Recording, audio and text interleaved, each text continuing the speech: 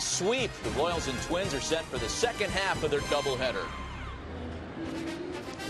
Welcome to Target Field in Minneapolis, Minnesota for Baseball Night in America. Tonight, it's the Kansas City Royals and the Minnesota Twins. In last night's opener, Salvi Perez hit a big home run. Starting pitcher Luis Mendoza allowed only 1 run in 8 solid innings of a 4-3 Kansas City victory. Today in Game 1 of a doubleheader, Trevor Plouffe provided the offense for Minnesota with an RBI double early and his 16th home run of the year late. The rest was young starting pitcher Scott Diamond. 3 big strikeouts, 8 great innings, and a 7-2 Minnesota victory. So now the Royals and Twins continue their climb in the American League Central. Right now, Kansas City's 5.5 games back, and the Twins 10 games back of the front-running Chicago White Sox. Hi, everybody. I'm Steve Physiak. This is Hall of Fame pitcher Bert Blyleven, and we've got a good game for you. Kansas City and the Minnesota Twins are both chasing the Chicago White Sox, and it seems like pitching will be their key to getting back to the top. Yeah, I think the biggest thing, Steve, nobody's running away with the division. So even though the Minnesota Twins and Kansas City Royals are under 500, they have a very good hitting ball club. They have a good defensive ball clubs. They have a good bullpen, but it comes down to starting pitching. What needs to happen is what Mendoza and Diamond did the last couple days, go deep into the ball game and give the bullpen some rest. An interesting pitching matchup today because Cole DeVries grew up these parts. Young pitcher goes against Luke Hochevar, who's really been hot his last 3. Yeah, Luke Hochevar for the Royals. He has been red hot over his last couple starts. A total of 16 2/3 innings. No runs allowed. He's coming off a 7-hit shutout in his last start against the Tampa Bay Rays. So the Twins, they have their hands full here this evening against Luke Hochevar and the Royals.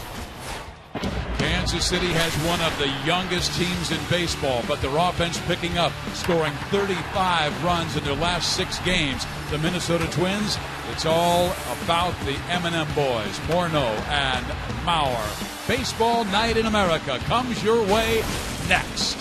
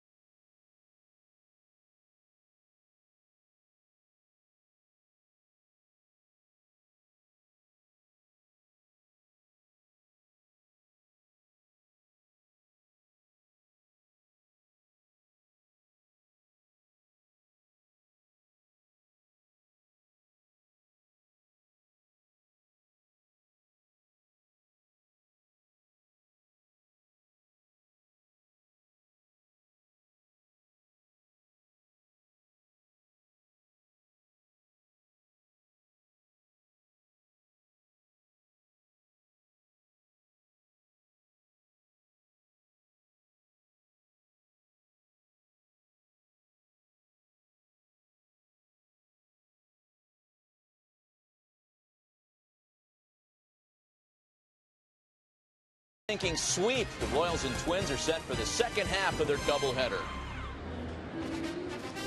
Welcome to Target Field in Minneapolis, Minnesota for Baseball Night in America. Tonight, it's the Kansas City Royals and the Minnesota Twins. In last night's opener, Salvi Perez hit a big home run. Starting pitcher Luis Mendoza allowed only 1 run in 8 solid innings of a 4-3 Kansas City victory.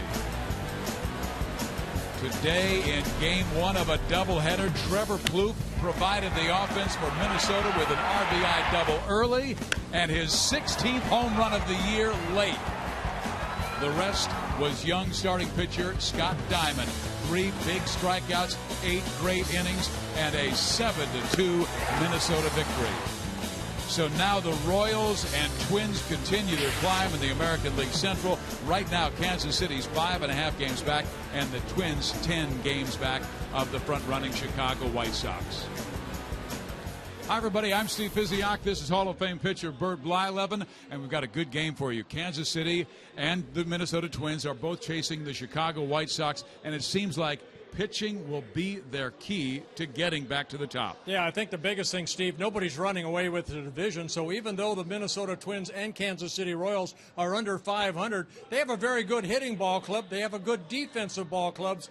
They have a good bullpen, but it comes down to starting pitching. What needs to happen is what Mendoza and Diamond did the last couple days, go deep into the ball game and give the bullpen some rest. An interesting pitching matchup today because Cole DeVries grew up these parts. Young pitcher goes against Luke Hochevar, who's really been hot his last 3. Yeah, Luke Hochevar for the Royals. He has been red hot over his last couple starts. A total of 16 2/3 innings. No runs allowed. He's coming off a 7-hit shutout in his last start against the Tampa Bay Rays. So the Twins, they have their hands full here this evening against Luke Hochevar and the Royals. Kansas City has one of the youngest teams in baseball, but their offense picking up, scoring 35 runs in their last 6 games. The Minnesota Twins, it's all about the M&M boys, Morneau and Mauer. Baseball Night in America comes your way next.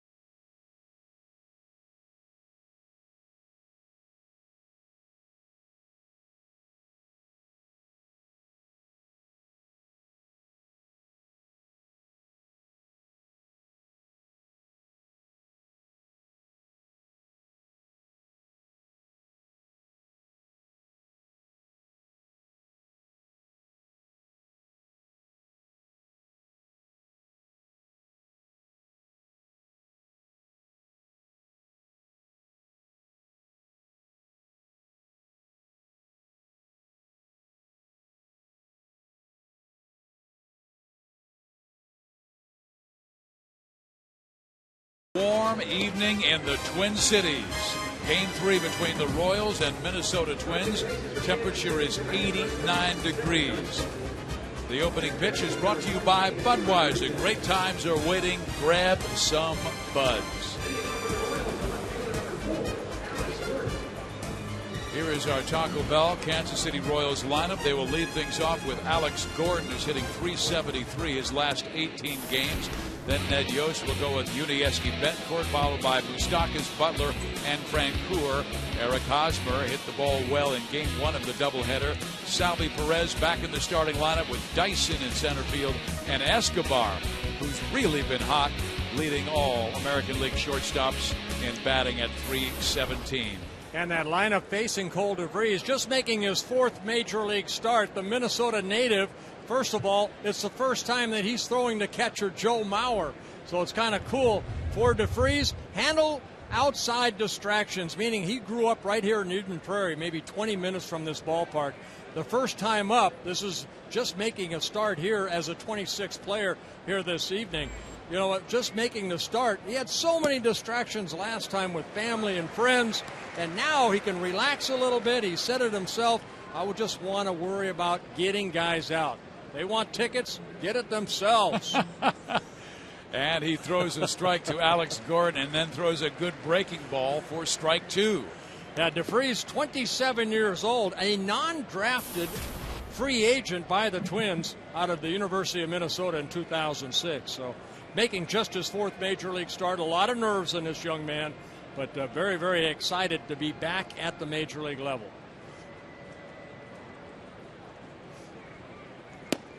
Gordon checks his swing on one that moves low. It's 1-2. Well, we saw what a non-drafted pitcher can do in Game 1. Scott Diamond was fantastic for the Twins in a 7-2 victory. Yeah, this is a very good hitting Kansas City Royal Ball Club. 263 as a club. That's 5th best in the American League.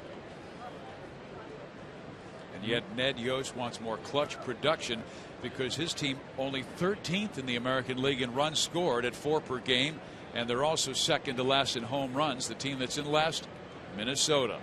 Yeah, Ned Yost in his 3rd season with the Royals. Of course, he managed the Milwaukee Brewers from 2003 to 2008. Good fastball at 92 miles an hour, and he gets the strikeout of the veteran Gordon. Yeah, DeVries coming into this ballgame, his only major league win came against Kansas City in KC back on June 4th. Good fastball right there. DeVries known for his curveball, but he's got to establish his fastball early in the ballgame. Not a big guy out of St. Louis Park, Minnesota, now facing Yuniesky Betancourt, who's having a marvelous month of June. 17 RBIs in his last 11 games, and 24 of his 29 RBIs have come in this month. Yeah, with Chris Getz on the disabled list, it opened the door for Betancourt to play on a regular basis. Remember, he was a shortstop here a couple years ago, then went to Milwaukee, and then re-signed by the Royals. DeVries gets a strike in there. Ron Gardenhire really felt like Cole DeVries got out of his element the first time he was in the big leagues. Can you talk about that? Everything's so much faster, and that's what players talk about. Foul ball right there. Excuse me. Ball hit to Willingham out in left field. And Josh is there for the catch, and out number 2. Let's take a look at the rest of the Twins defense. Josh Willingham, Ben Revere, and Darren Mastroianni. Plouffe, Carroll, KCA, and Parmalee, with Joe Mauer catching Cole DeVries. The designated hitter will be Justin Morneau. You know, Steve, a lot of players that come up from the minor leagues, they play their first major league games. They say everything is so fast here compared to the minor leagues. And I think that's what Cole DeVries went through in his first starts.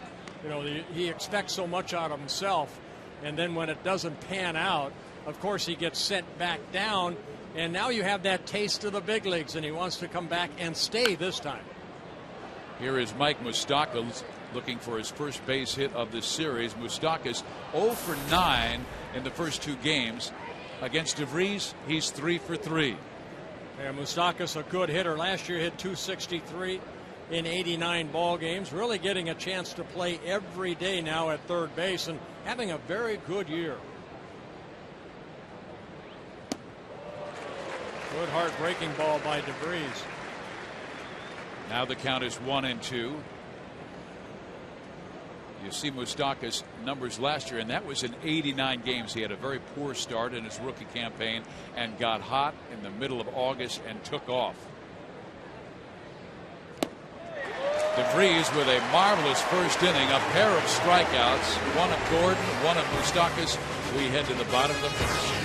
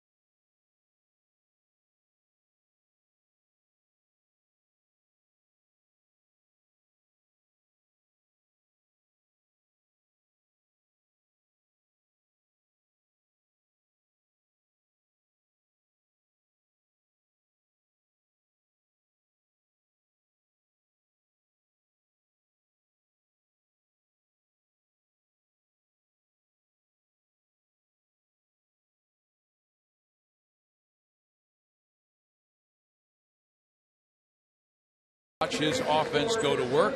Tonight's starting lineup is brought to you by Taco Bell. Sometimes you gotta live Moss. Revere, plenty of speed. Carroll's a veteran. Bauer, Willingham, and Morneau and Plouffe all with good power. Parmalee, Mastriani, and Casilla round out the Minnesota 9. On the hill for Kansas City is the tall right-hander Luke Hochevar from Fowler, Colorado. Yeah, Luke making his 16th start of the year, 5 wins, 7 losses, coming off his second career shutout. The other shutout back in 2009 when he shut out the White Sox. Yeah, what they say about, let's take a look at the scouting report on Luke Hochevar. Hochevar, 28 years old, currently in a happy zone. He has been pitching outstanding. And one thing that Dave Island, a new pitching coach, just tried to simplify things. You know, go back to what got you to the big leagues. And that's a good four-seam fastball, a hard-breaking ball like that right there, and the changeup. They said that he was trying too many things. Little cutter, little sinker. Forget about the two-seamer. Forget about the cutter. Go back to what got you here. 11-game winner last year, had a great second half last year, but he's been up and down really his whole career. Hochevar will take care of Ben Revere, and they keep speed off the bases. And if you're taking a look at these uniforms that say Millers and Blues, they're going a little throwback because both of these teams competed against each other in the American Association, which was around from the 1880s all the way through the 1950s. And of course, when the Kansas City Blues left KC, they went to Denver because the Philadelphia Athletics obviously came to Kansas City, and the Millers, well, they eventually left and folded. Washington came here to become the Twins. Right, in 1961. So the uniforms they're wearing today are replicas supposedly from the 1951 American Association, Millers and Blues. And they look pretty comfortable. Jamie Carroll with a ground ball to Unieski Betancourt. Just does get his man as he knocks the ball down, but recovers in time, and 2 quick outs. Hochevar has been very strong. He's tossed 16 2/3 scoreless frames over his last 2 starts. But his success really goes back before, when he bought into what pitching coach Dave Island was talking about, getting back to your 4-3 pitches. Struggled first 3 innings against Pittsburgh, and then innings 4, 5, and 6. It was like, wow, I think I'm getting it. Well, it's about time. He is a former first-round pick out of Tennessee back in 2006. Originally drafted by the Dodgers in 2005, but turned down a big signing bonus. Went to independent ball and then signed with the Royals. He's making his 112th career start. And against the Minnesota Twins, he's making his 13th career start against the Twins.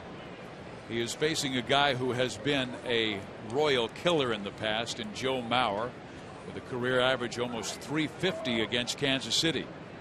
He's 3 for 8 in the series with an 8-game hit streak. Make it 9.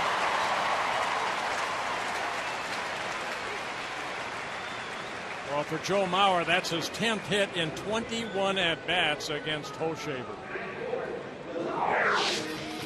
Defensively for Kansas City, Dyson, plenty of speed in center. Francoeur Gordon, great arms around the infield. Hosmer, Betancourt, Escobar, and Moustakas, with Salvi Perez catching Luke Hochevar. And Perez back and healthy for a little more than a week, Bert, and that has been a major plus for this entire organization. Oh, this young man, only 22 years old, Perez, and they say he handles a staff like a veteran.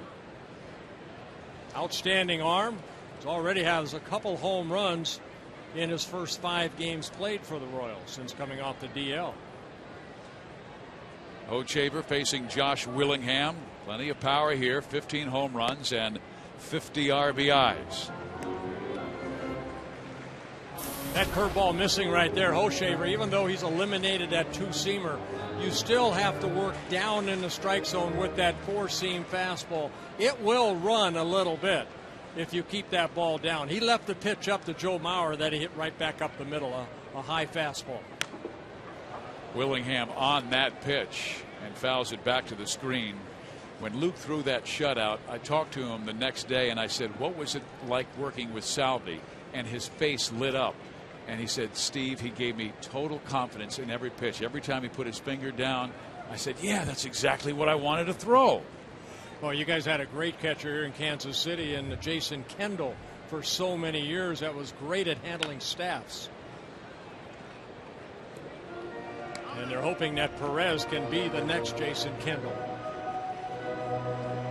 Salvi, a big catcher at 6'3", 6'4", and about 235 pounds. Missed 3 months of the season because of a torn left meniscus in his knee. Yeah, that happened in spring training, had it surgically repaired, and now he's back where he belongs, and that's catching.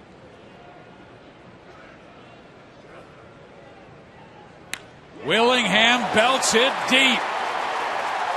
2-0 Minnesota.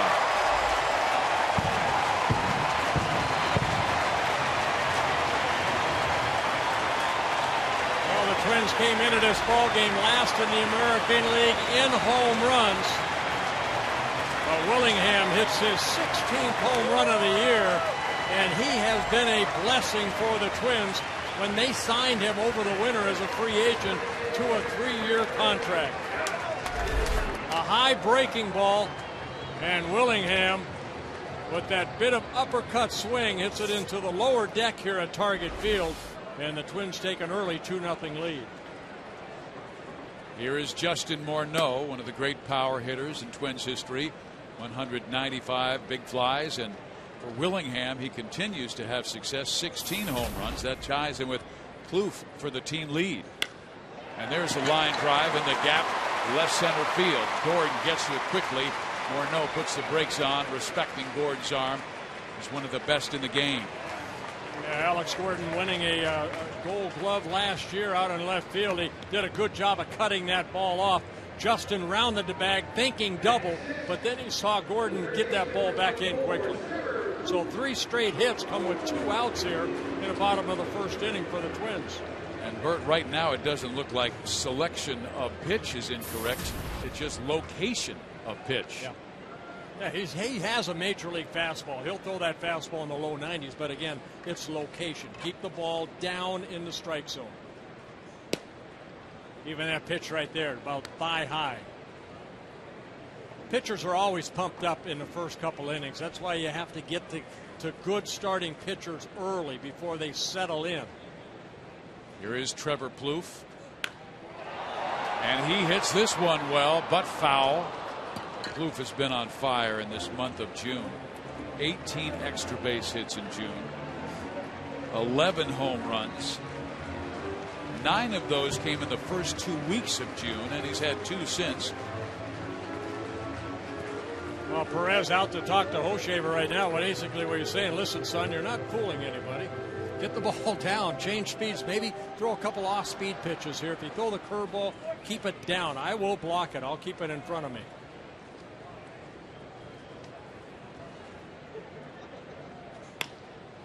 That's up the middle. Escobar will take it, gets it to Betancourt in time. But Cole DeVries has himself a lead. And that's because Josh Willingham just belted one out. A 2-run blast, and the Twins have taken the early lead on Kansas City.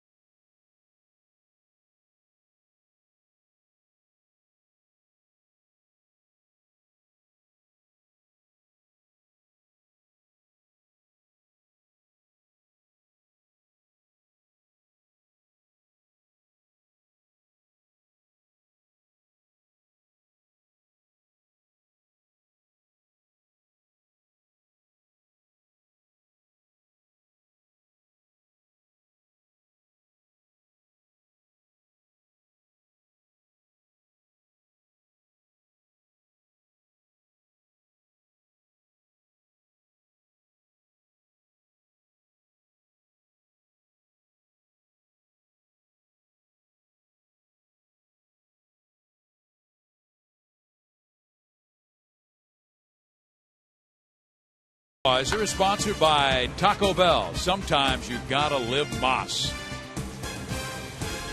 You know, Steve, both these ball clubs very fortunate. They play in beautiful ballparks. Here at Target Field, just 3 years old.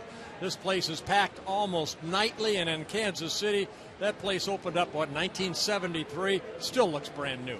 Unbelievable. And they have attracted great crowds this year in Kansas City. Luke Hochevar hopes to bring success back to the K. Their attendance is up over 4,000 per game back in Kansas City.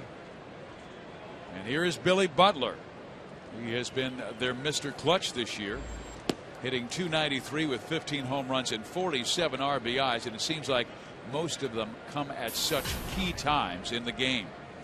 Yeah, I'm surprised this guy right here has not made an all-star team yet, with the all-star game maybe a couple weeks away. This, to me, is a guy that should hopefully one day, and if it's not this year, be an all-star.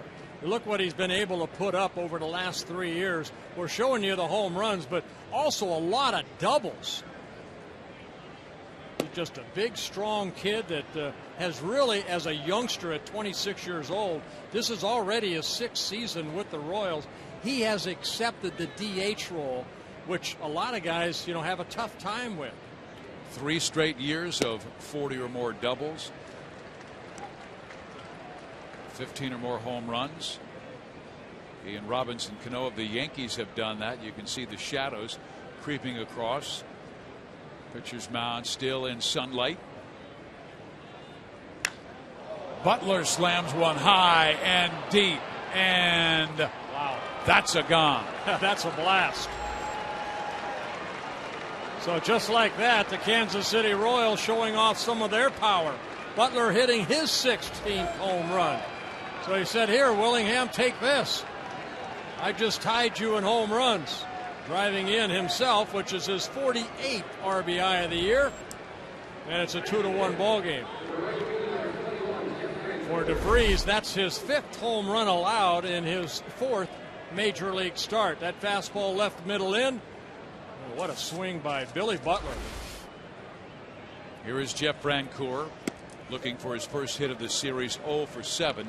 I was having an interesting conversation with Billy after he tied the game in St. Louis that eventually went 15 innings that the Royals won.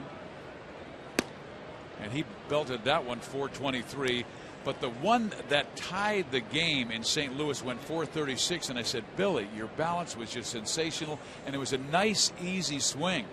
And he said, Steve, do you know when I get the most angry at myself in batting practice? As Francoeur hits a base hit up the middle, he says, it's when I overswing.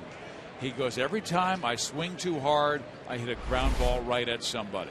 Well, he swung pretty hard right there. I think the only a couple players have hit it up in that triple deck up there. And Jose Bautista might have been just below that on the second deck, but that was a blast. He hit it off the facing, and that young man in the green shirt was able to grab the baseball, and that's 423 feet from home plate. After the game, we're going to go walk and see how far that is over there. I don't think I can make it up that far.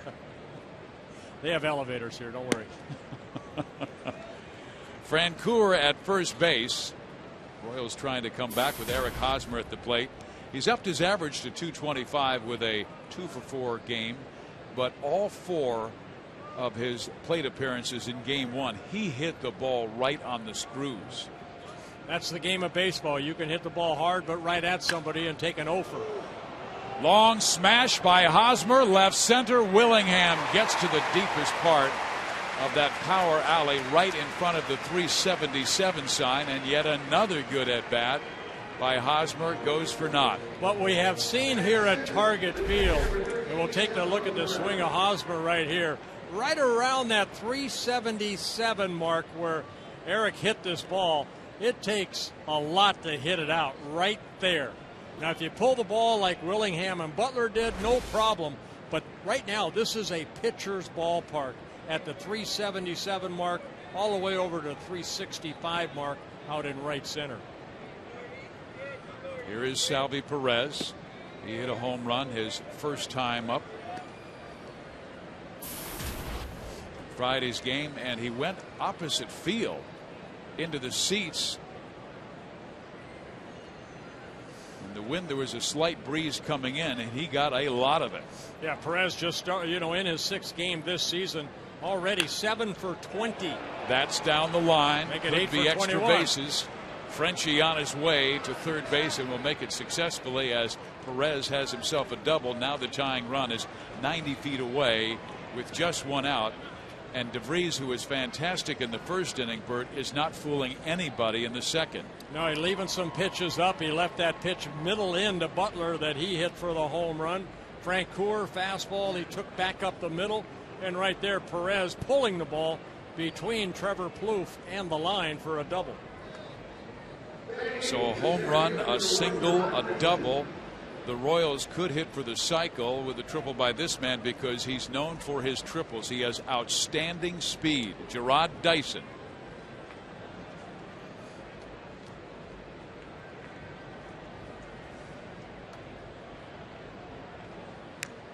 He takes a whack at the first pitch and fouls it straight back. Yeah, Dyson, 27 years old in his 3rd season with the Royals. A guy you want to keep off the bases. Infield playing back. They will concede a run for an out right here. Plouffe and Parmalee. Plouffe at third, Parmalee at first, playing even with the bag, but the middle of the infield playing back. He is a good bunter, and DeVries went with a high fastball on that first pitch.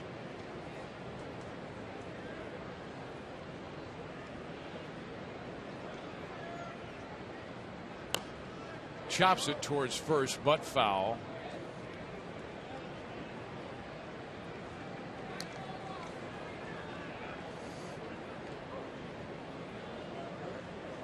So Cole DeVries has Gerard Dyson down in the count 0-2. He struck out 2 Royals in the first. Gordon and Moustakas both left-handers, and he has a left-hander in Dyson at the plate. Yeah, DeVries, as we mentioned, in making his second start against the Royals. He pitched against them in Kansas City, went into the 6th inning, but left with a 8-4 lead, and the Twins won that game 10-7. So he gave up 4 runs in the 5 innings he pitched. Dyson barely got a piece of that one as DeVries tried to come down and in with the breaking ball. That's his strikeout pitch. We saw it in the first inning, get a couple strikeouts of Gordon, and then Moustakas. So right here, he's thinking strikeout. That's what you have to think of in this situation. Would you double up with the same pitch? Oh, definitely. I'd try it again. See what Maurer calls right here. High heat. A high heat, but a wasted pitch. I mean, this is where I think that first game starter, Scott Diamond, every pitch should have a purpose. And that pitch right there out of the strike zone, we saw that from Jonathan Sanchez in game 1. He's all over the place. There's Scott Diamond. Came back in with the fastball, evening the count at 2 balls and 2 strikes. In game 1, Sanchez gave up 6 runs in 4 1/3 innings. Ron Gardenhire's team enjoyed 6 walks from Sanchez, while Diamond went 8 innings and gave up just 2 runs.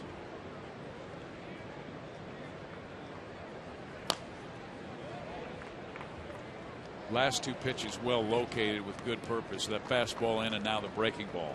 Yeah, he has a curveball that will go from 12 to 6, and then he has that one that will kind of go from, say, 10 to, or 2 to 10, that type of, 2 to 8, that type of break. So yeah, I was going to say 2 to 10 is 10. really tough. That's hard to throw. That's Sid Fernandez. Yeah, I threw that once and my arm hurt after that.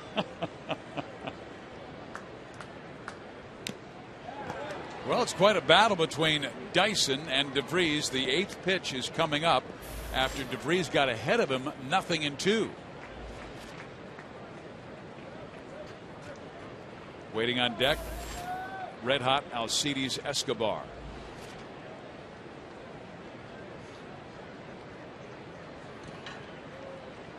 Francoeur, good speed at third base.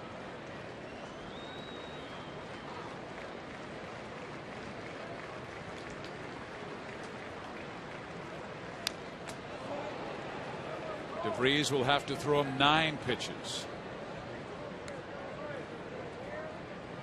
Well, they tried to fastball away, and Dyson just getting a piece of it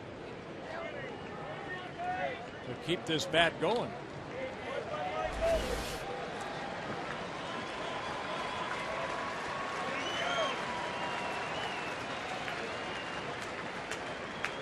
Five fouls in this at bat.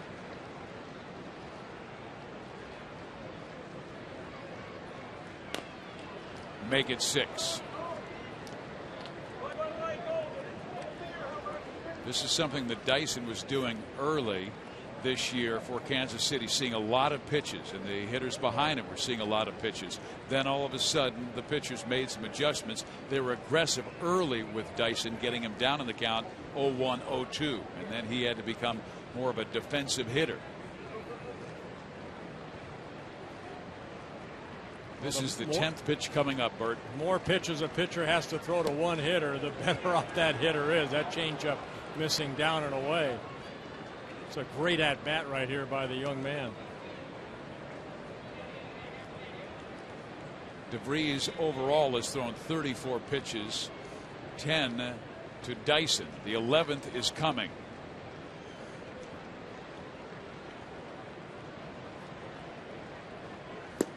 He struck him out. Let's go to Matt Vasgersian at MLB Network for a DirecTV game. Never thought I'd get this in, Fizz. Chris Carter was recalled yesterday from AAA, and so far so good for the A's. His second home run in as many games with the big league club. Oakland on top of Texas early. If you call yourself a sports fan, you got to get DirecTV. Call 1-800-DIRECTV. Back to Stephen Burt in Minneapolis. Thank you very much, Matt. And there's the lead in the American League West for those Texas Rangers. The Angels have struggled a bit lately, falling 6 back. Dyson with a long duel. It ends in a strikeout, the third of the game for Cole DeVries. Well, what that does, it makes DeVries throw 35 pitches now. I mean, that 10 pitch at bat, 11 pitch at bat. Quite an at bat for Dyson, even though he struck out. But now he cannot lose his focus because Escobar has been the Royals' hottest hitter, hitting .560 his last 8 games to raise his batting average to .317. Best among all shortstops. Knocked foul. And Bert, if I told you at the end of April when Derek Jeter was hitting right around 400 that by the end of June Alcides Escobar of the Royals will have a higher batting average than Derek Jeter, you'd think I was crazy. Yeah. Well, I think you're crazy anyway. Well, that's true. Thank you very much. Just another reason, yeah. No, Escobar coming over from the Brewers in the Zach Greinke trade. I think it's paid off for both ball clubs. Escobar swings and misses, and DeVries with 2 huge strikeouts in the second inning. But Billy Butler gets the Royals right back in it with a home run that goes 423 feet. It's still 2-1 Minnesota.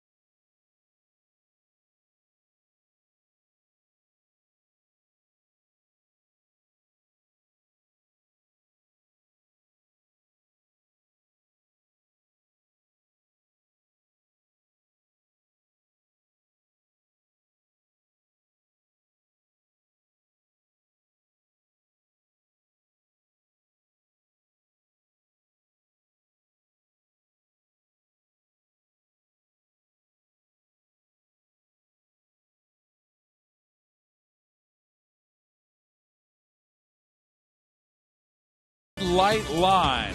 Summer is calling. And it has been warm in the Midwest. 89 degrees at the start of this game in Minneapolis and over 100 back home in Kansas City. Here is Luke Hochevar facing the bottom of the order. Chris Parmelee fouls it off for strike 1. Yeah, Parmelee in his second season with the Twins. A September call-up last year hit .355, but been playing behind Justin Morneau. Started the season at first base and then struggled offensively. Was sent back to AAA where Tom Bernansky, the hitting coach, kind of helped him out. He hit .375 back up there. Gardy wanted some more power on that bench, and Parmelee back up.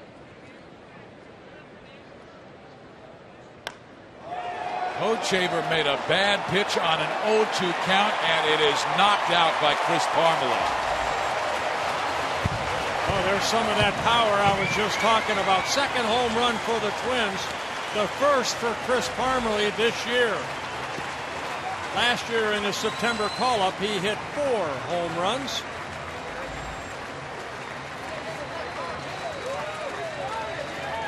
So Parmalee and the Twins get that run back that Billy Butler put on the board for the Royals. A breaking ball about thigh high.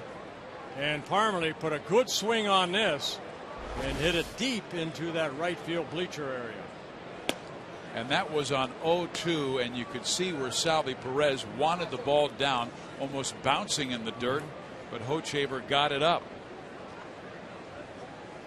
And Ned Yost's team is down by a couple of runs again.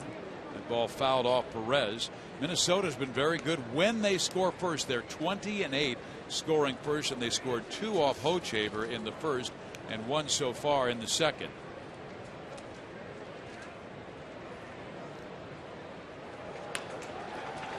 Pulled to Escobar. This young man's going to win a Gold Glove in his future. He's really been solid this year at short.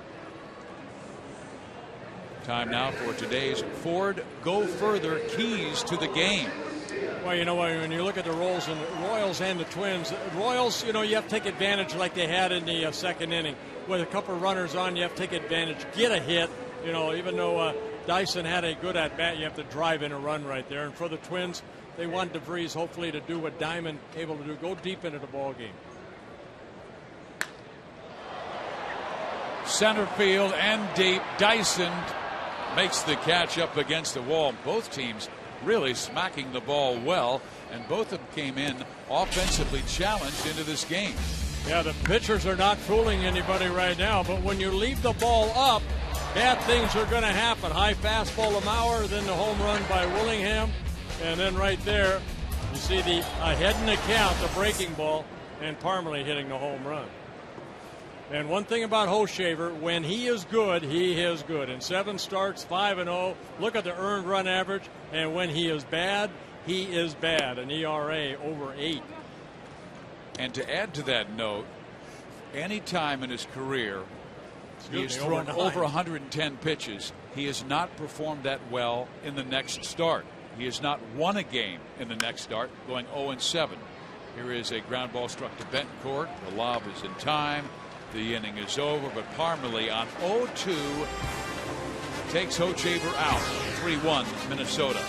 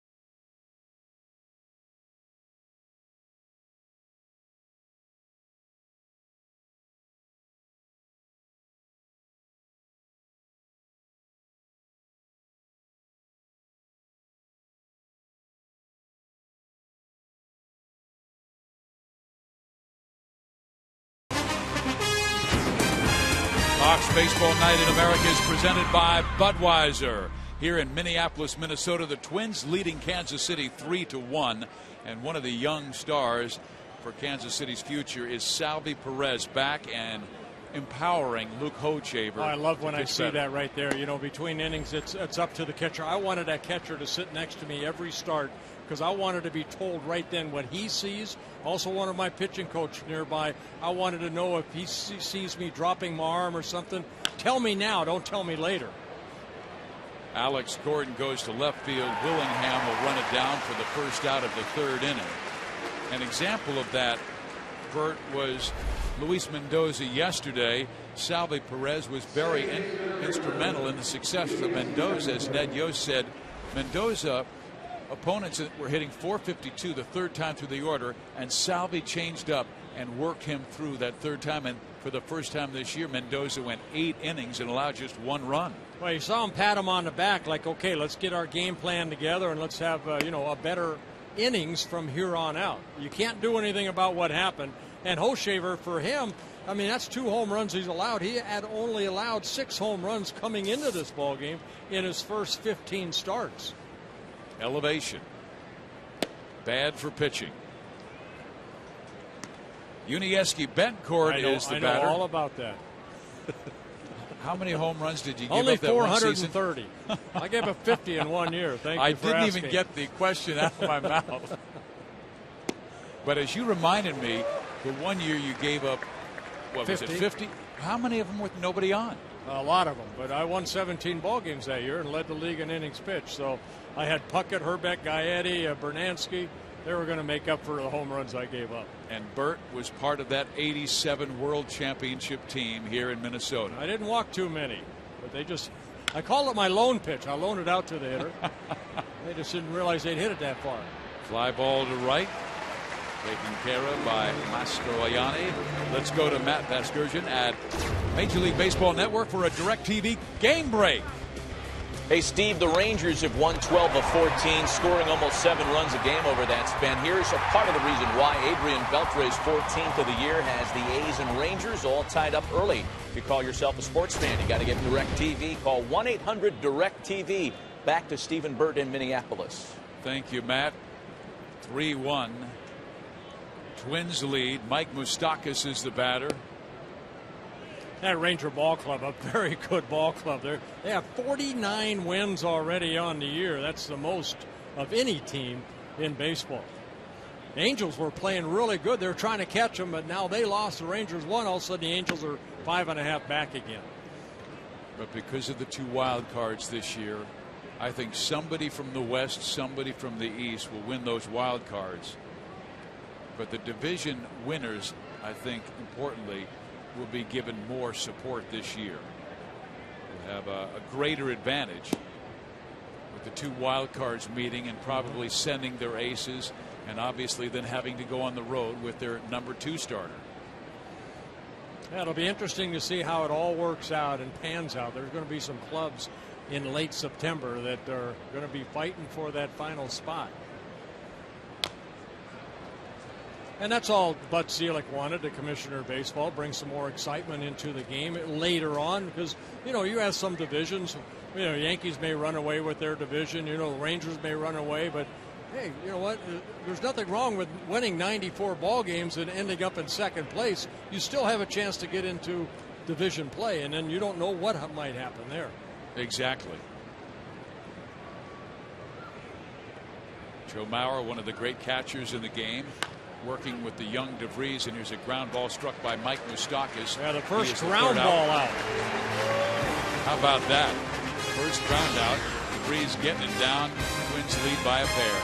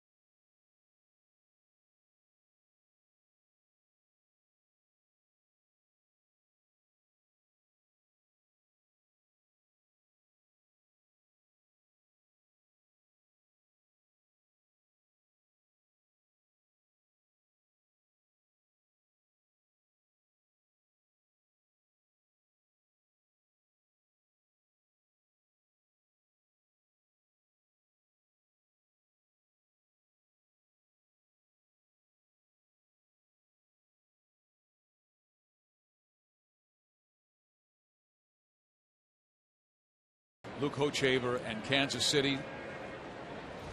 Hochevar has given up a pair of home runs in this game, a 2-run shot by Josh Willingham and an 0-2 pitch to Chris Parmelee that was knocked out. He throws strike one down in the zone to Jamie Carroll, and that's a good sign for Hochevar, who has been missing thigh to belt high. Again, the first couple innings, you're pumped up as a pitcher. Even though you have that 4-seam fastball, you still have to work down. So this is a part of the game that your arm is a little, fatigued. 30 pitches, 25 for strikes so far for Hochevar, but now you're taking a deep breath. Now you're settled into the game. You get through the first couple innings, hopefully you can go deep into the ball game. Fouled off. Hochevar throwing 62% strikes this year. Does that mean he's been too aggressive over the heart of the plate? No, I think that's great. You want to be, in today's ball game, he's just left some pitches up. Your whole idea is to get ahead in the count. Hochevar's done a good job of getting strike one, like he did right here to Jamie Carroll. But you still want to continue to pound the strike zone.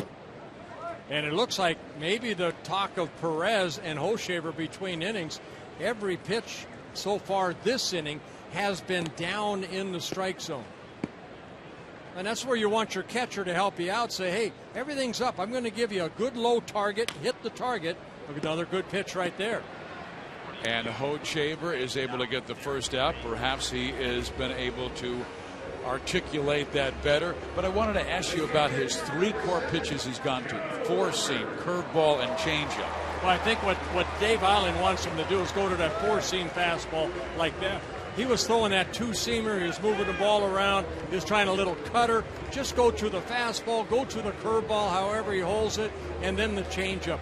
Simplify what you're trying to do out there rather than, trying to invent pitches out there. Just stay with your natural ability. And there's a high fastball right there. Belted deep to left field, and Gordon leaps. It's gone. 4-1 Minnesota. Boy, he made some great pitches to Jamie Carroll. One high fastball to Joe Mauer, and Mauer hitting just his 4th home run of the year. Into the flower bed as they look for that ball. 3rd home run that Hochevar has allowed this year.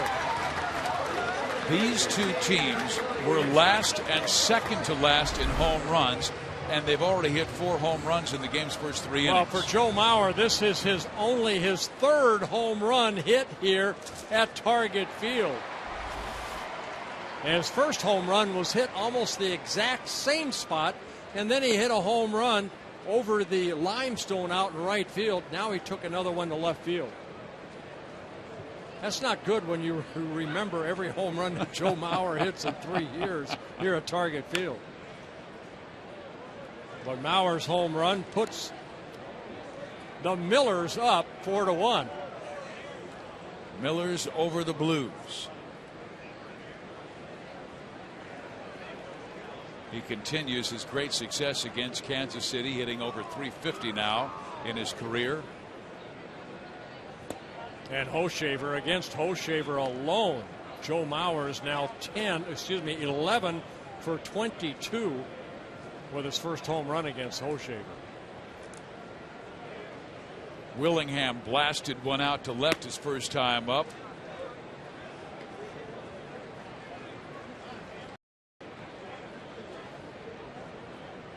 Willingham last year had a career year with the Oakland A's when he hit 29 home runs and drove in 98 runs. Like I mentioned earlier, it's been a good pickup for the Twins. What did he figure out late in his career? Because he was not an everyday player really until arriving at Oakland.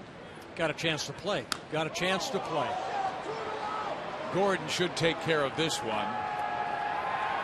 He does. Well, Jim told me a couple weeks ago when he was here for the Phillies, take a look at the flower where that ball lands. It goes in, and it took forever. Now, Jim told me hit one over in right field a couple weeks ago. They couldn't find it until late night after everybody was gone. They took all the flowers out and found Jim Thomey's, I believe it was 608th Major League home run. And they sent it to Jim Thome finally after they found it. Dyson will take care of Justin Morneau. They finally found the baseball. It doesn't matter because it's one more for the Millers/Twins. That's the home run that Joe Mauer hit.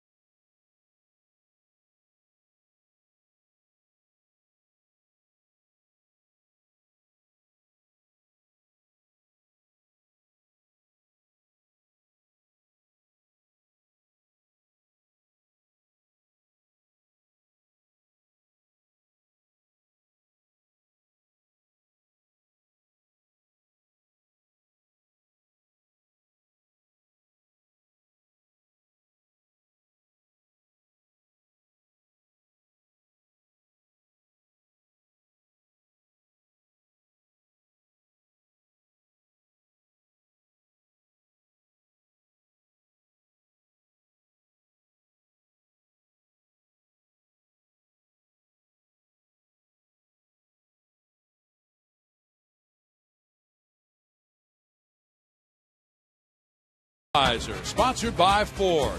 Go further. Steve Physiak, Bert Blyleven in Minneapolis, Minnesota. We now welcome in the winning pitcher of Game 1, Scott Diamond, whose record is now 7-3 with a 2.6 ERA. Scott, first question. Yeah. You went 4-14 in the minor leagues last year. What the heck have you done to turn things around? Yeah, good question. I think I've changed everything. No, I changed a little bit of mentality. Talked to a lot of these guys last year, and like a lot of the veteran guys we got here, like Pavano and Blackie and Dunsing, and Kevin Sloy was a big help last year, and just kind of getting used to, wasn't getting pelted. With bubblegum? Yeah. Okay. Hey, Scott, last year, you got the call up, and maybe the starts weren't as, say, good as you had hoped they would be. Mm-hmm. You went home during the winter. You said you changed mechanics around a little bit. You talked to some of the veteran guys like a Carl Pavano. Cold to freeze out there right now. He went down. He was up for 3 starts. Now he's back. What's the difference between, here, pitching 3 starts like Cole has, going back down and now coming back up? Is the game slowed down a little bit for you? Yeah, definitely like in the minor leagues, the atmosphere is a little different. And so once you come up here, there's a little learning curve. And so, when you come up and can make 3 starts like Cole did, and he pitched well while he was up here, when you go down to the minor leagues, you get a better sense of what it takes to pitch up here. And so you just continue to work on what you need to do to get back up here. One thing I've noticed when you go out there, it doesn't take you a lot of pitches to get through an inning. You've tried to speed up your repertoire a little bit. You're a little bit quicker out there. It's something that you and Rick Anderson have worked on? Yeah. Me and Andy have been working a lot in the bullpens just to keep my rhythm going and just keep my pace up. I feel like my mechanics, my pitches are coming out all right. So, we've just been working on the smaller things, trying to keep me ready. You're a pitcher that attacks the strike zone. You throw strikes. There were some good defensive plays made behind you in Game 1. Oh, that was key. I was throwing the ball over the plate a lot. I felt like matching up against Jonathan Sanchez, he's a little slower in between pitches. And so I was just trying to get our guys back in the dugout so we could keep swinging. And, I wasn't really focusing so much on trying to hit spots as I was, locations or areas. And the defense came up huge just to keep us right there and help us get back in. Right now, Jeff Francoeur, the batter, with Billy Butler at first base. And Francoeur pops it up in foul territory. And taking care of it is Parmalee.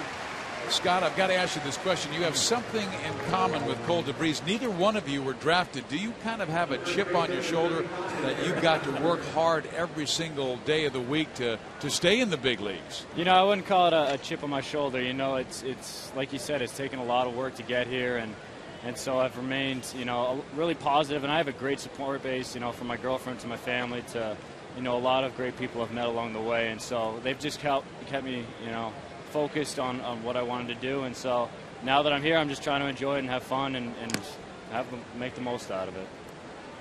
Scott, thank you very much. Enjoy the game. Thank you, Scott. Great job. Thanks, Bert. Eric Hosmer, the batter for Kansas City.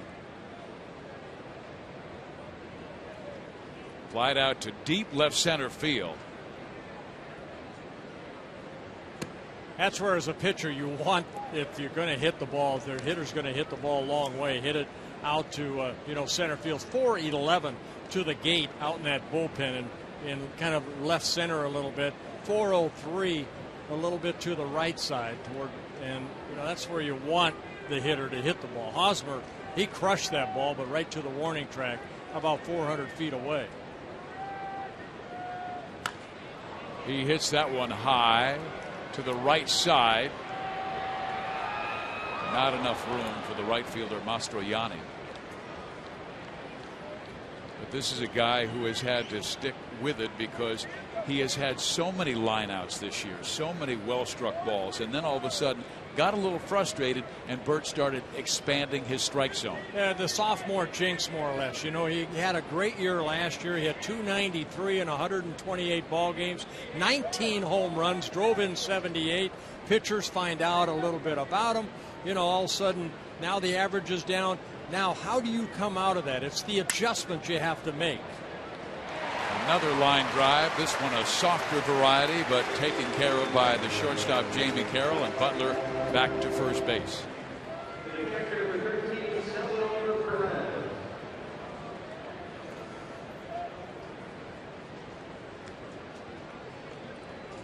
Here is Salvi Perez, who doubled his first time up, and that put runners for Kansas City on second and third with only one out.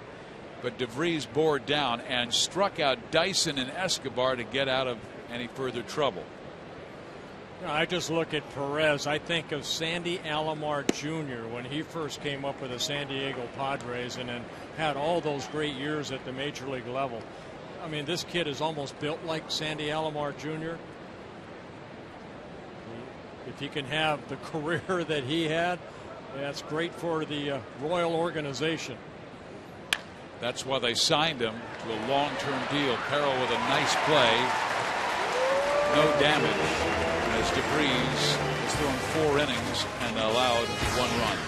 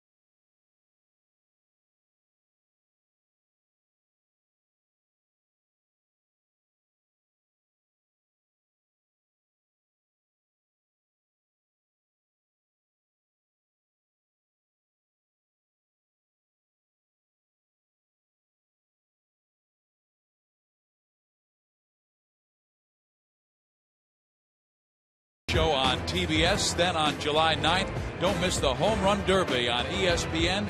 And on Tuesday, July 10th, see the players arrive on the red carpet show on MLB Network, followed by the 2012 All-Star Game here on Fox at 7:30 Eastern, 4:30 Pacific. Bottom four we go with Minnesota leading 4-1. Trevor Plouffe will lead things off. All the runs are counted in this ball game via the home run. 1 hit by the Royals, 3 by the Minnesota Twins. Perez wanted that last fastball and froze it for home plate umpire Gary Darling.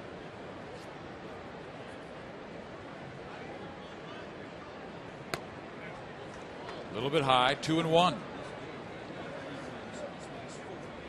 Twins a little older team than Kansas City. The Royals still the youngest team in baseball, and a lot of young talent on the way.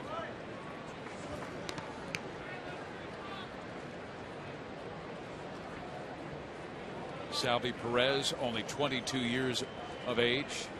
Eric Hosmer, only 22. And they have one of the top young pitchers in baseball, and Jake Odorizzi down in the minor leagues performing well, and an outfielder by the name of Will Myers, who might be with the big club sometime this season. Well, I think Dayton Moore realizes that the Royals are still maybe a couple years away. So get these guys, get their feet wet.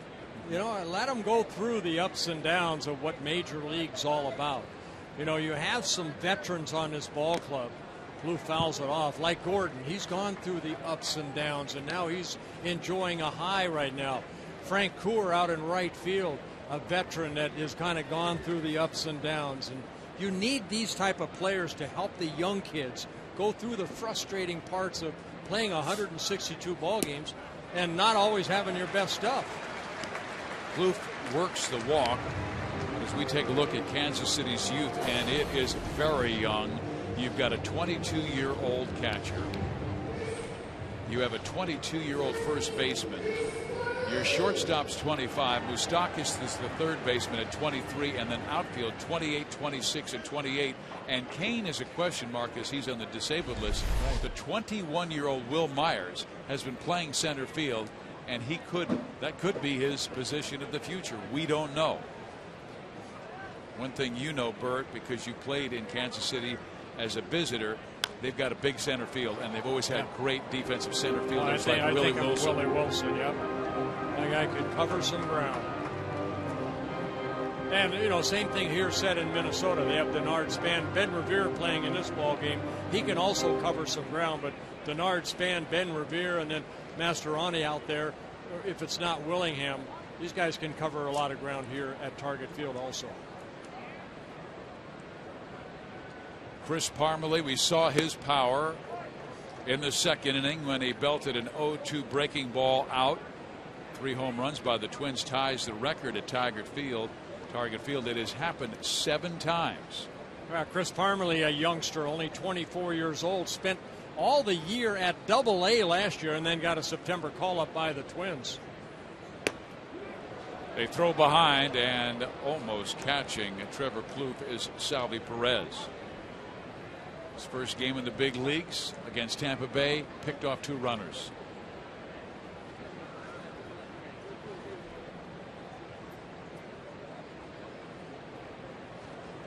Threw at Ben Revere, trying to steal in Friday night's opener. Kansas City won that game 4-3. Parmelee fouls it off Perez. Yeah, you know what? I mean, you look at that foul ball right there. What catchers have to go through night after night, taking foul balls. I think of Joe Mauer, all the balls that are hit off the mask or little things like that we take for granted. But my goodness, those guys get beat up back there. And then to think Mauer won 3 batting titles as a catcher. No one's ever done that before.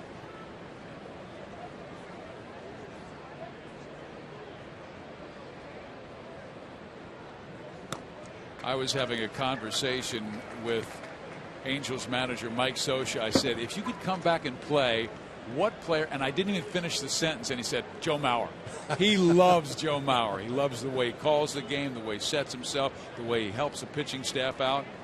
And now they've signed Ryan Domit for a 2-year deal, and that will help out Joe because now he can go DH and play first base, and that ball pretty well struck to left, but Gordon will run it down for the first out.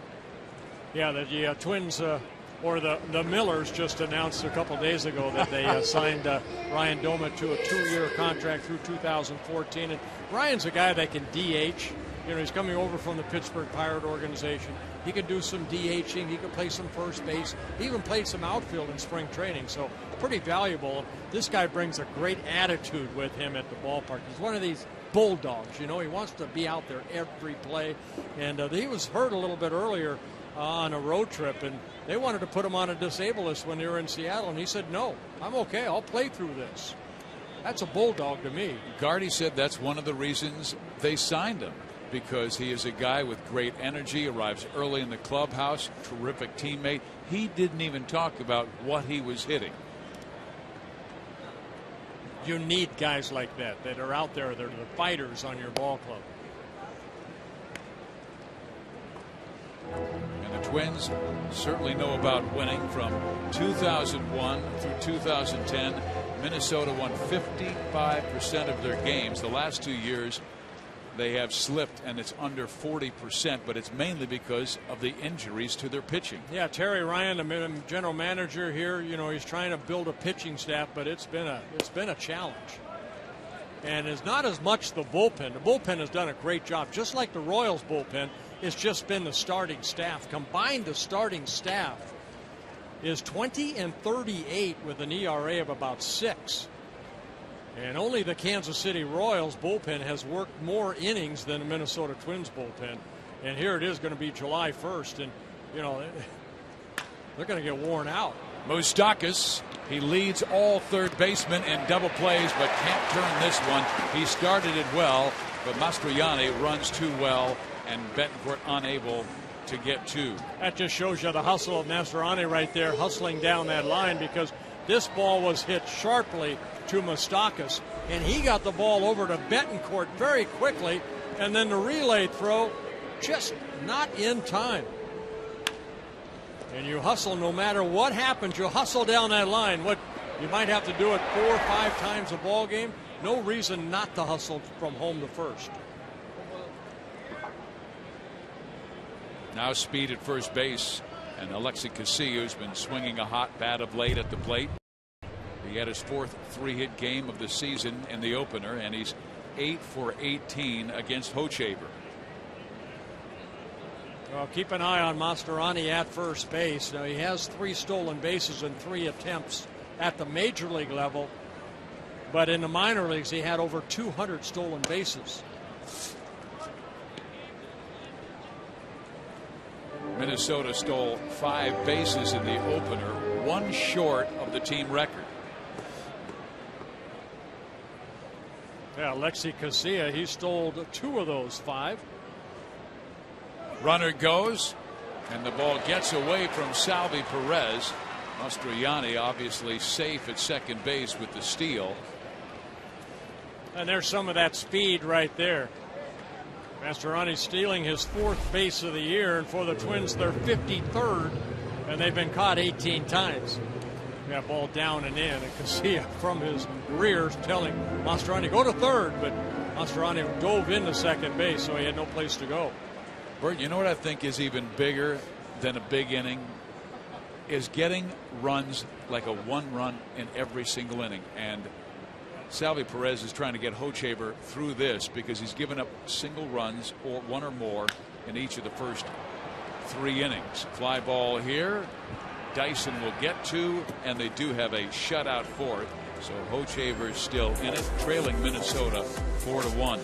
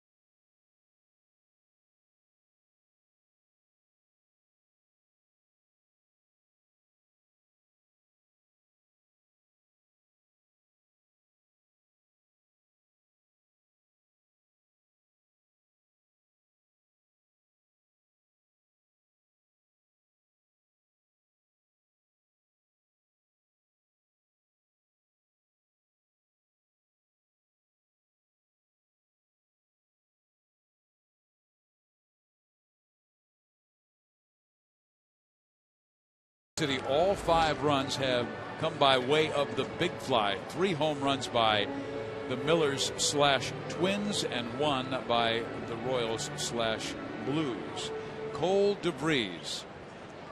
This is his 4th start. Yeah, only in the 2nd inning he gave up the home run to Butler and then a couple more hits. Other than that, he's been able to shut the door on the Kansas City Royals. And now he's facing Gerard Dyson, who had an 11-pitch at bat, 9 after getting into an 0-2 hole.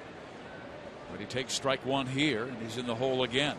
Oh, DeVries, you asked Scott Diamond about being a non-drafted, player, and was there a chip on his shoulder? But, I think it just shows the determination that somebody has to have, because in the minor leagues, if you're not, a #1 pick or a high pick, and you don't do well right off the get-go, boom, you're gone. They don't have any money invested in you. Where you look at, Diamond that came over from the Brave organization, a Rule 5 pickup, and DeVries, who signed with the Twins. I mean, they had to fight and scratch to get to where they're at the major league level. There was a #1, halo around their head. Good ball to strike ratio. That's one thing that all good starting pitchers have. There's an edge to them. There's a toughness, almost a meanness to them. Well, you have to be mean. I always looked at it that when you're out there, it's my day. Everybody is just passing through. That's the determination you have to have. Dyson has to reach for the off-speed pitch. He is the first out of the 5th inning. And then having the opportunity to play in your own backyard. I mean, he's throwing to Joe Mauer and your family. You get a mom and dad right here. They get a chance to watch you pitch. Mom right here. And there's Dad, I believe, right there. Yep. So, I mean, that's Dave and cool. Diane, 2 wonderful parents from the Minnesota heartland. Yeah. I mean, that's cool. You think about it. And then, DeVries grew up here. He watched Joe Mauer sign and play out of St. Paul. And now he gets a chance to actually pitch to Joe Mauer. How more cool can that be? This is the first time that they've been, because DeVries' first start at the major league level, Drew Butera caught him in that ball game, and then his last couple starts, Ryan Domit caught DeVries. So the first time that these 2 guys have hooked up. Big battery mates. Well, he has been attacking the strike zone, and he went down with a different mindset to the minor leagues, and Gardenhire was very encouraged in his last couple of starts. He went 7 into the 7th and then 8 full innings in his last 3 minor league starts. Yeah, down in Rochester, he made 12 starts, 3 wins, 5 losses, 4.37 ERA, 70 innings pitched, only 10 walks, 50 strikeouts. A young man that, got the smell, he got the taste of the major league level, and now he's back. And he wants to stay here for good. He has been upsetting the Royals' timing in this inning. Mom and Dad mighty proud of Cole DeVries, and you know what, Steve? Yeah, with the frustration that Rick Anderson and the Twins have had with their starting staff, you look at a young man right here. It's called opportunity. He can take this as far as he wants to take it. Give me a good outing, and guess what? We're not going to send you down tomorrow because you're our 26th guy. We may send somebody else down. Oh, by the way, you're going to get another start. You never know. Here is Alex Gordon, and he takes ball 1. I like the rule that baseball put in, too, with the 26th player can be used today, because there's no option needs to be put on a player. Both clubs carrying 26 players for this doubleheader. Good changeup right there. And I'm sure the Players Association, the last thing they want is to have a bullpen burnout and a guy's arm hurt because of overuse. Baseball night in America. Gordon drops a base hit to right field, so he continues his good hitting. He is 1 for 3 in this game. That is a very nice swing right there on a breaking ball that kind of left up a little bit, but Gordon, he has really battled through to make himself a very good hitter. Watch this pitch right here. It stayed up, but look at that swing. That's a George Brett type swing right there. Gordon in his 6th season with the Royals. Last year, a career high, hit 303 in 151 ball games. Well, it's interesting you should mention George Brett and Alex Gordon. His father is a huge George Brett fan, and as a matter of fact, one of Alex's brother named after George. There's a line smashed to left field, but Willingham has a beat on it and makes the catch. So Cole DeVries' family is happy. He is eligible for a victory. They got to get up. They got to get up and clap. Don't sit there. Let's go. Get up.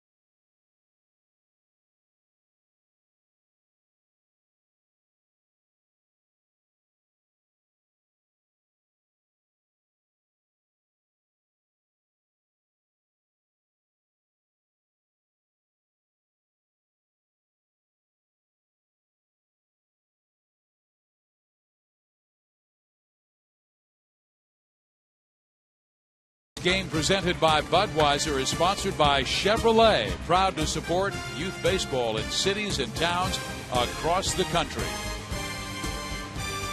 Steve Physiak, Bert Blyleven with you at Target Field in Minneapolis, Minnesota. Twins leading the Royals 4-1. We're now joined by Kansas City starting pitcher Bruce Chen, who will be on the hill tomorrow in the final game of this 4-game series. And Bruce, there was a great moment in the clubhouse earlier today when Bert Blyleven walked by a guy who was in the Hall of Fame, had one of the greatest curveballs, and you said, "Excuse me, Mr. Blyleven, can you show me how you grip that curveball?" Could you tell me about that moment? Yeah, it was a big moment for me. Bert, he's in the Hall of Fame. He struck out a lot of people, amazing curveball, and I always want to keep getting better. And you never get a chance to talk to a great pitcher from the Hall of Fame with a great curveball. And I saw him, and I wanted to learn. I wanted to see how he threw his curveball. Well, Bruce, thank you very much, and hopefully I can help, but just take it easy on the Twins tomorrow. All right, yeah, I mean, I'm going to try, but the Twins are a very good team. They're playing much better, and I never take anyone for granted. You know what? Let me ask you that, because you're pitching tomorrow, which is Game 4 in the 3 games or 3 days that we're playing here. Do you enjoy pitching the last game of a series, or would you rather pitch first? No, actually, I mean, if I had my choice, I'd rather pitch last. I think the more I see a team and see what they're trying to do, the better knowledge I have about that team, and the better I can pitch to them. I felt the same way you did, because here today we had a day-night doubleheader. We had the night game last night, so you got a good idea who's swinging the bat good and who is not. Now, Bruce, you're 35 years old, 4th season with the Royals. Perseverance, that's what I think of Bruce Chen, a guy that does not give up. You went through the Tommy John surgery. You've gone through a lot of negatives in your life, but you have fought back. Yeah, I love this game, and every time I come here to a ballpark, I enjoy being around my teammates. I enjoy batting practice, and I enjoy the challenge. I enjoy the challenge of facing the best hitters in the world, and actually succeeding. So I mean, I know that I have been through a lot of teams and I have been through a lot of hardships, but it has helped me become the pitcher that I am. I think I have learned a lot over the last 4 or 5 years, and I have learned, of the things that I'm capable of doing and the things that I'm not capable of doing. I'm not trying to become somebody that I'm not. Well, that's very important because, we have a lot of viewers out there of kids that are, having dreams like you had as far as, playing at the major league level and getting there. When you first signed with the Braves and you came up with the Braves back in 1998, was there anybody there that really mentored you to help you, go through the turmoil of all the ups and downs? Yeah, I mean, I had a couple of guys, but, I think I was young and I wasn't I wasn't ready, I was talking to Greg Maddox and he was telling me how he, after, a fastball inning, he will go fell away with a changeup up and in. And I'm like, I'm just trying to throw my changeup for strikes. I'm not trying to set up a pitch. I'm not trying to, I didn't know you could throw a changeup up and in, until 2 years ago. So, I mean, it was hard, but it made me realize how good these guys were and how, if I wanted to get to that level, I needed to be and able to do all those things. And that's why it kept me pushing, knowing that, if I wanted to be good, it wasn't going to happen overnight. It was going to be a process. Joe Mauer at the plate, and Hochevar goes to first base. Bruce, a couple of weeks ago, I had an opportunity to work with one of your old teammates, John Smoltz, and he said, Bruce had the worst mechanics I ever saw. But he said, I'll say this about Bruce. He was a sponge. He wanted to learn every single day, and he said, that's why you've had a solid career. Yeah, I mean, I kept getting better. I didn't know everything. I was very rough when I, first signed and, I was in the big leagues. And, these guys, they have perfect mechanics. They could, hit that outside corner down the way to a righty or down the way to a left-hander. And, it took me a while, and now I'm to the process where I feel like I command the baseball very, very well. Escobar. Wow. Flips behind. Look at that play. Oh, my. Escobar with a gold glove play. And Bruce Chen, you want that tomorrow, don't you? Oh, Escobar is a special player. He makes plays like that look easy. And, as a pitcher, it gives you a lot of confidence. And I think right now, look, Hochevar is like feeling like, he can throw a pitch right there and challenge guys because their defense is playing very well for him. How many guys would have done this and thrown that ball into right field? Oh. Unbelievable play. Look at this. Behind the back. Oh, yeah, by the way, I know my second baseman's there. Oh, my goodness. What a great play by Escobar. I got to ask you one more thing, Bruce, before the inning's over here. You've been with 10 different clubs. All right, did you buy a house every place you played? I didn't, but I wish I did because right now I'll be sitting really well. I play in places like New York and Boston and, Canada, Montreal. And, that was like 10 years ago. So I'll be sitting really good right now in the real estate market. You know what? You're sitting really good right now. Yeah, you just stay like you are. Thank you very much. Thank you. I really appreciate it. All right, that's Bruce Chen. He will be starting tomorrow. Francisco Liriano for the Twins. Great guy and well loved in the clubhouse. And one of the things that he has been able to do, Bert, is the young pitchers that come up when they struggle, Bruce is usually going right to them and say, hey, I've been there before. This is the way I handled it. That's the baton that a veteran has. Bruce Chen, this is his 14th season at the major league level. That's why you need the veterans on your ball club. Hochevar settling down, but he needs some offense.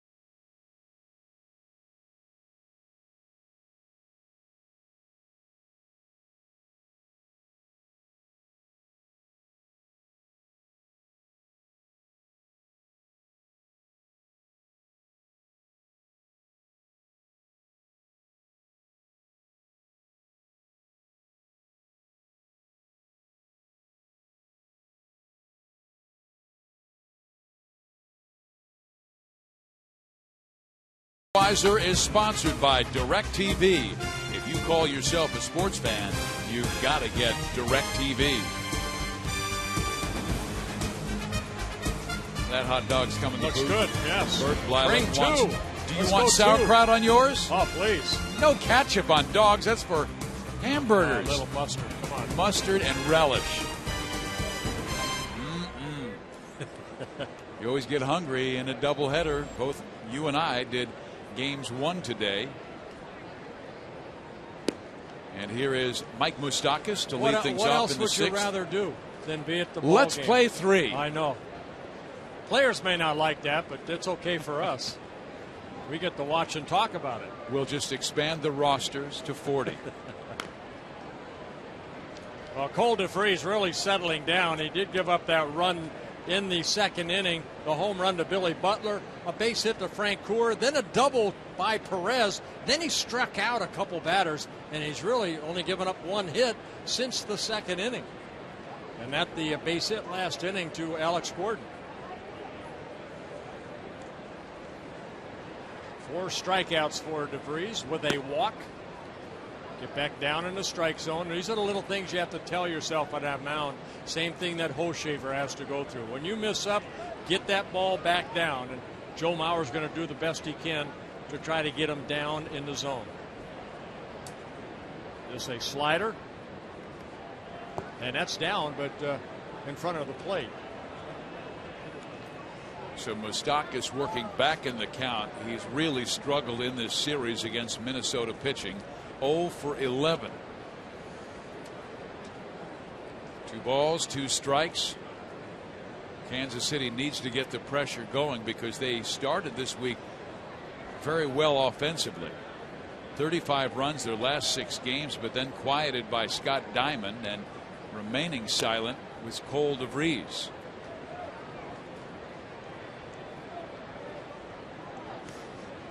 Scott Diamond and Brian Dunsing to his left. Dunsing was in the bullpen, now back into that starting rotation.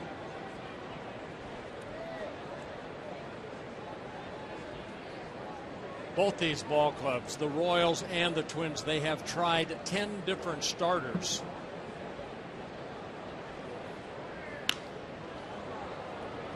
Got him off balance. Easy fly ball to left. Willingham is there for out number 1.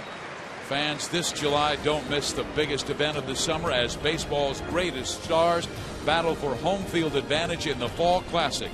The road to the World Series begins with the 2012 Major League Baseball All-Star Game Tuesday, July 10th at 7:30 Eastern, 4:30 Pacific on Fox. It will be in Kansas City, and that city is so excited about the Futures Game, the Fan Fest, the Home Run Derby, and of course the All-Star Game itself. Here is Butler down the line, foul.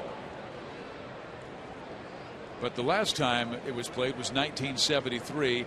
I had a chance to go to that game and sat behind the National League dugout and watched Bert Blyleven pitch. Well, you remember a lot of games. I don't remember this game at all. Even though I got the loss in this game, I didn't do that. Bill Singer did that for Bobby Bonds. He gave up the home run. I was supposed to pitch the 4th inning. Catfish Hunter got a ball hit back at him. Ken Holtzman came in relief in the 2nd inning. He was supposed to go to the 3rd inning, and they called down and said, Holtzman doesn't want to pitch anymore. You've got the 3rd inning. I had like 2 seconds to warm up.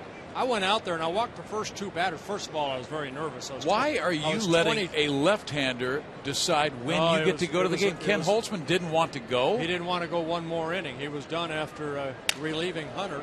Billy Butler slams a base hit to center field. So they called down and said, oh, by the way, Blyleven, you're in there next inning. I had about maybe 10 tosses. I went out there, and the first guy off the face, I believe, was Pete Rose.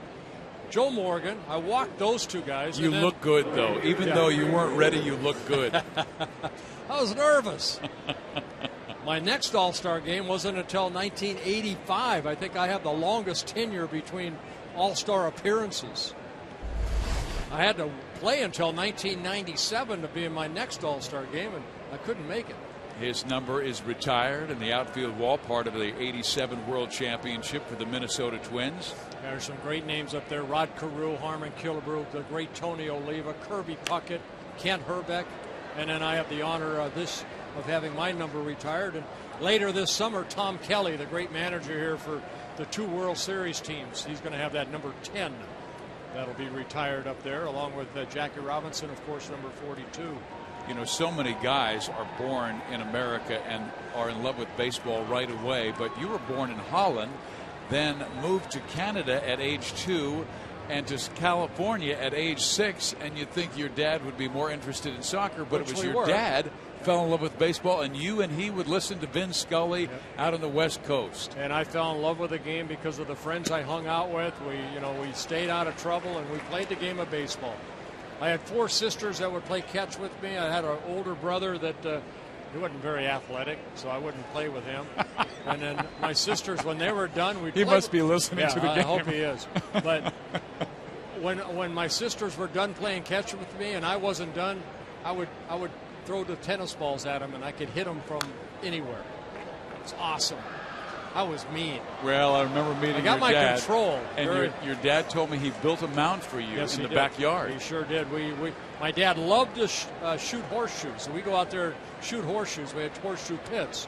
And behind one horseshoe pit, he built a mound. On the other side, he built like a chain link fence with a canvas that I could throw against as much as I wanted to.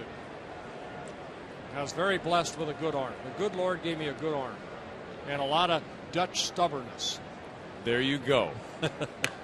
Jeff Francoeur rips one towards left, and that's a foul ball just barely. So DeVries getting the ball up in this inning. Steve Physiak with the losing pitcher of the 1973 All-Star Game, Bert Blyleven. Yeah, I got a no decision in '85, okay? But you can see that ball hit right there. There's not a lot of foul territory down that left field line as the stands start to go out toward the field. Pretty good seats down in that corner. But you can see maybe, 8-10 feet in foul territory. And this same is thing a down great the right ballpark. field line. Yeah, it is. Seats so 39,500. Rick Anderson out to talk to Cole DeVries. DeVries, in his first 3 major league starts, went 5 innings in all 3 starts.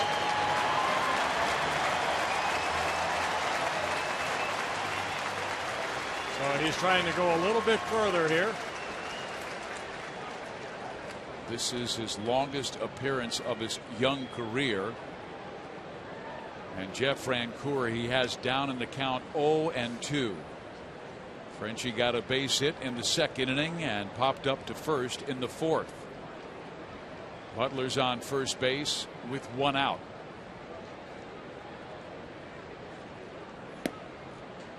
This is a part of the game, too. As a starting pitcher, you cannot say, okay, I went 5 1/3 innings or 6 innings. I need to go deeper into the ball game.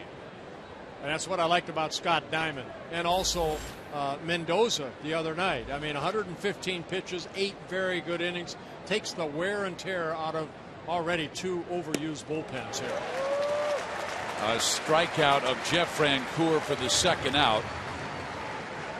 DeVries picking up his 5th strikeout and his first strikeout since the 2nd inning. And now a guy who struck the ball hard his first 2 times up, but has nothing to show for it. A long line drive fly out to left center field and a line out to the shortstop. Hosmer 0 for 2. Young man has plenty of power. 9 home runs, 36 RBIs.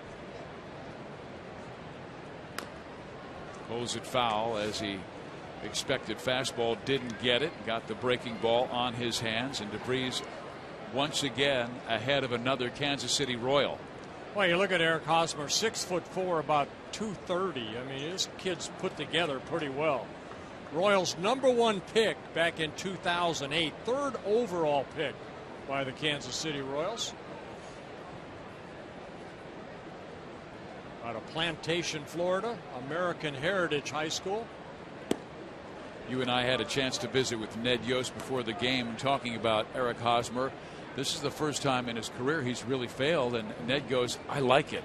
You know, we all have to go through it. He's getting over it right now. So Ned was putting a positive spin on some of the struggles that Eric has gone through. You have to. You know, you have to try to find a way to keep these young kids motivated and keep that desire. They call that a strike. Eric does not like the call, but he's down in the count 1-2. Why is it important to get ahead in the count? 8 fly ball outs, 4 ground ball outs with his 5 strikeouts, because it puts the hitter on the defense. Now you can go maybe a little bit more off the plate and maybe try to get Hosmer to swing at a pitch out of the strike zone. That fastball inside.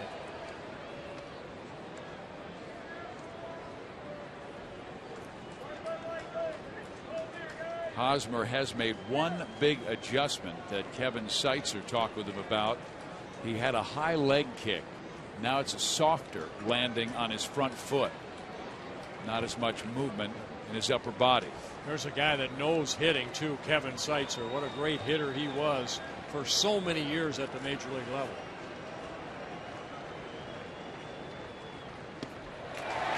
Cole DeVries. Wow, a guy who was not drafted, looking outstanding, holds a 4-1 lead over Kansas City.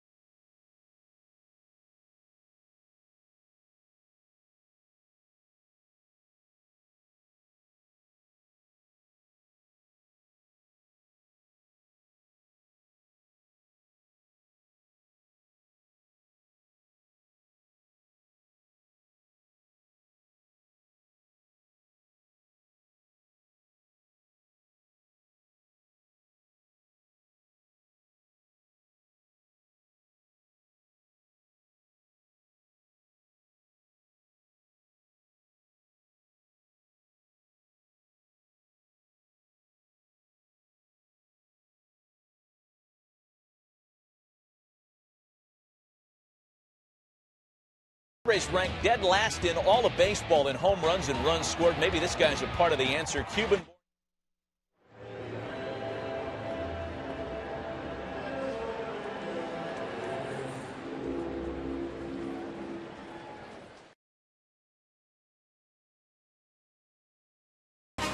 Fox Baseball Night in America is presented by Budweiser.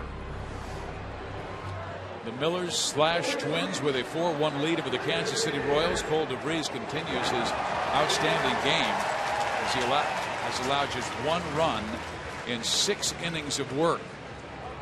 Yeah, there was remember the second inning after the Twins gave him a 2-0 lead.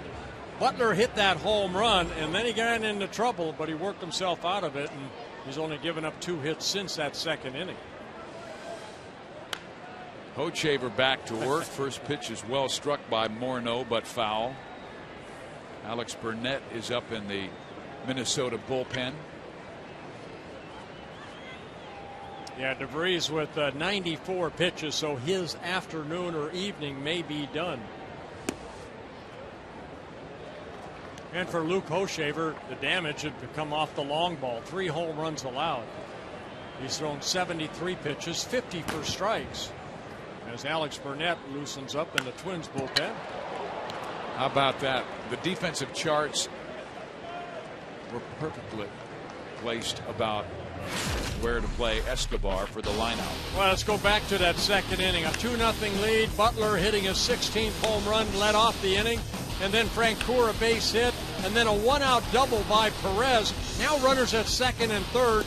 A long at bat, 11 pitch at bat, finally gets Dyson, and then he strikes out Escobar. So that was a big inning for DeVries right there, and then he added 4 more shutout innings after that.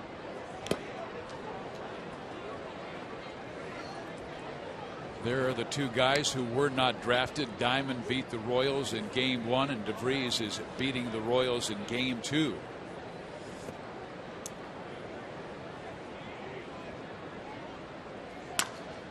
Line drive, base hit down the line. Misplayed by Gordon, so Plouffe will make it a second and stop there.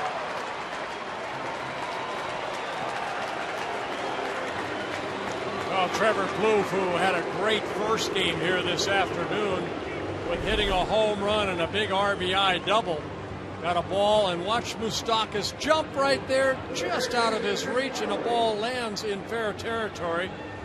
It caroms off of that wall, and Gordon misplays it, but it's a double the whole way. Plouffe with his 10th double of the year on his first hit.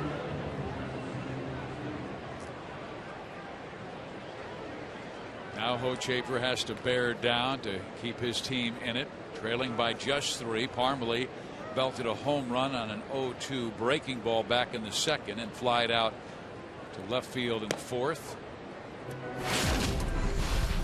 Yeah, in the second inning, a breaking ball when he was ahead in the count, and Parmalee, that uppercut swing, hits his first home run of the year.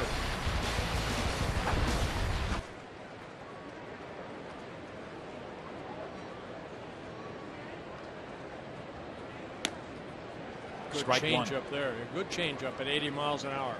I've seen more changeups in the last couple of innings than I saw in the first 3-4. Perez going out. Moustakas coming in.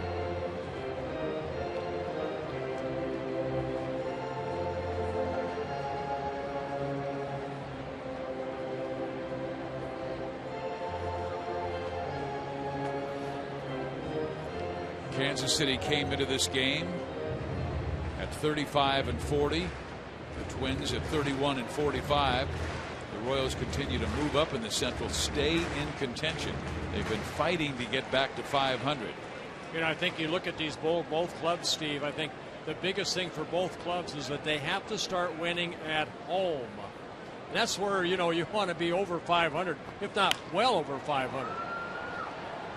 Gordon takes care of Chris Parmalee for the second out, and Kansas City got off to a miserable beginning at home. They lost 10 straight home games, and they had a record of 3-14. Since that time, though, Bert, they're 32-26 since that 12-game losing streak that ended April 25th, and that's the 8th best record in the major leagues. Yeah, but they're only 14-23 at home, and the Twins are only 15-25 here. You have to win at home, and if you can play 500 on the road, but you have to win at home. That ball will find the gap. Coming around to score is Trevor Plouffe, and Minnesota improves their lead to 5-1. Oh, there, Mastroianni, good 2-out hitting right there. Gets an RBI, his 8th of the year. And Hochevar had put a couple zeros up on the board in the 4th and the 5th. Left the pitch up. And Mastroianni hitting that base hit, driving in to Trevor Plouffe.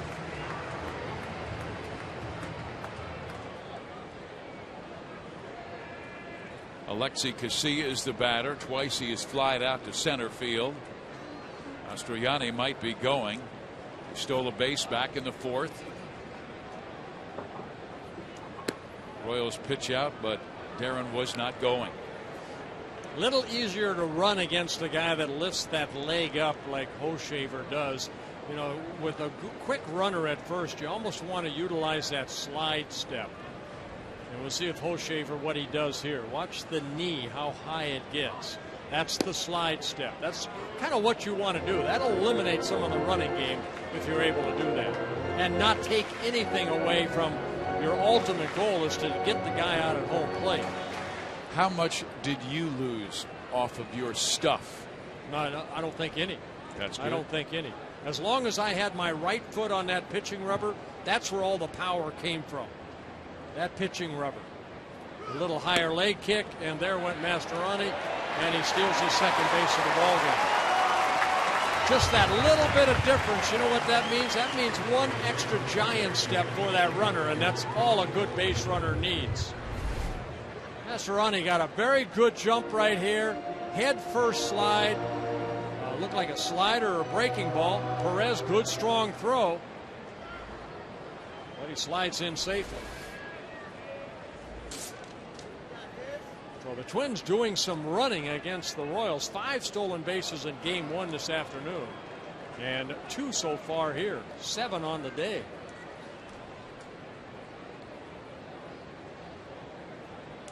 Gardenhire loves the speed game, particularly when he has Span and Revere at the top and KCA at the bottom. Ball gets away from Perez. He can't find the baseball. Mastriani, a long, wide turn around third, but puts the brake on. Well, if you're in Oakland, that might be trouble right there. But there was a mix-up here. Perez looking for one certain pitch and Hochevar throwing another. Watch Perez. He wants a breaking ball right there. It ends up being a fastball and getting away from him. Not a lot of room behind home plate here. Minnesota in the 2 games of this doubleheader has been doing all of the little things well, and Kansas City has not.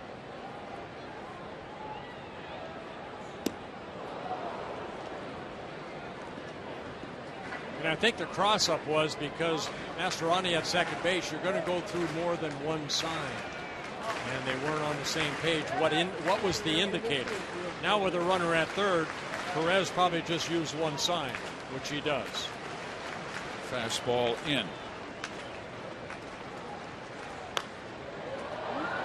Skied in the air to right field. Francoeur makes the catch, but one more. Twins scores in the 6th inning. A run on 2 hits. 5-1 Minnesota.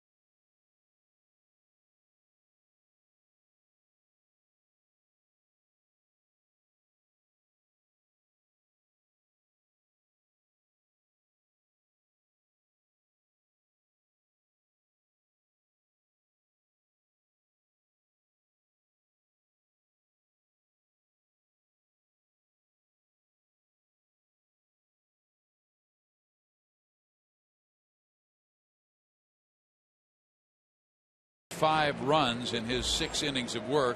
Now we'll see the bullpen come to life for Minnesota. Alex Burnett, a strong right-hander, is having a solid season. He will face Salvi Perez, Gerard Dyson, and Alcides Escobar. Yeah, Alex Burnett, 24 years old, in his 3rd season with the Twins. You see the 1.88 earned run average. Only 29 hits allowed in 38 1/3 innings. 10 walks, 1 intentional with 16 strikeouts. He's mixed in a little bit of a breaking ball this year. Last year, basically fastball, slider, changeup. And now he's worked in a real slow curveball. Perez has doubled and grounded out. Reached for that one. The Kansas City starting pitching had really been good until today. Hochevar, Chen, Tiefert, then Mendoza had allowed 5 runs in 28 innings. That's a 1.7 ERA. But Sanchez gave up 6 runs in 4 1/3 of game 1 of this doubleheader. And Hochevar's given up 5 in 6. There's a fly ball struck to deep center. Revere, with that fine speed, runs it down for out number 1. Now it's time for the Just for Men Auto Stop Foolproof Stat. Relief innings pitched in the major leagues. Colorado's number 1, Kansas City number 2, and Minnesota number 3. That's not even a part that you want your name or state, affiliated with right there. That just means your starting staff has not done their job. Just as both teams can count on their bullpens, you can count on Just for Men Auto Stop for foolproof results. Just seeing Colorado at the very top and thinking of Coors Field and the mile-high altitude. I remember the line from Don Baylor when he was carrying 13 pitchers, and he was asked, "Why are you keeping 13 pitchers?" And he very sadly said, "Because they won't let me keep 15." Oh, you guys carried 14 one time this year. Yes, indeed. The Royals did, or the Blues did, as I should say, the Blues, the Kansas City Blues. But that was really by design by General Manager Dayton Moore and manager Ned Yost. They really felt the bullpen was ahead of schedule, the starting pitching maybe a year behind. So they said, let's really develop a strong bullpen, not only at the major league level, but in Omaha at AAA, where they can bring guys back and forth. And maybe in the second half of 2012, that's when the starting pitchers will start rounding into form. Well, I think both these organizations hope that happens, because you don't want a bullpen that throws 600 innings in one season. There'll be a lot of tired arms in September. Dyson breaks his bat, rolls it up the middle. Carroll throws him out. 2 gone. Well, you saw the speed of Dyson right there on a normal ground ball to short. He made it a bang bang play. I'd like to see Dyson and Ben Revere in a little 100-yard dash. I think that would be a cool race. Both those guys can fly. Dyson with 13 steals. Revere with 15. Here is Escobar. 0 for 2, lowering his batting average to .315. He's been in the top 10 the last couple of weeks in batting average in the American League. He had a sizzling series against Tampa Bay. Got to the plate 9 times and had 7 hits. Well, you know what? We went over the age of these young players. And Escobar, one of the youngsters, 25 years old, from Venezuela. You know, the experience that he's getting. I mean, they always say, well, you reach your peak if you have a peak, in your late 20s, early 30s. You look at the Royals where they're at, well, they're maybe a couple years away. If they can get some good pitchers out here, like a good quality 1-2 starter, I think good things are ahead for the Kansas City Royals. And it would be the first time in a long time. Well, they do have the young right-hander that everybody likes, Jake Odorizzi, who was acquired in the Zach Greinke deal, who's down at AAA. He started the year at AA and then moved up to AAA, still probably throwing too many pitches in a ball game, like 90 by the 5th or 6th inning, and they like to see his pitch efficiency get a little better. Mike Montgomery is a talented left-hander. And they also have a young man they drafted 5th overall this year by the name of Kyle Zimmer, who might have the best stuff. But he's inexperienced. I talked to Mike Montgomery. If I remember, that's the gentleman I talked to, because his mother, I believe, is Dutch, and I was getting to see if he would pitch for me in the WBC. Is that 3 right? years ago? Yep. I Maybe did not know that. Next year. We'll find out. I'm recruiting.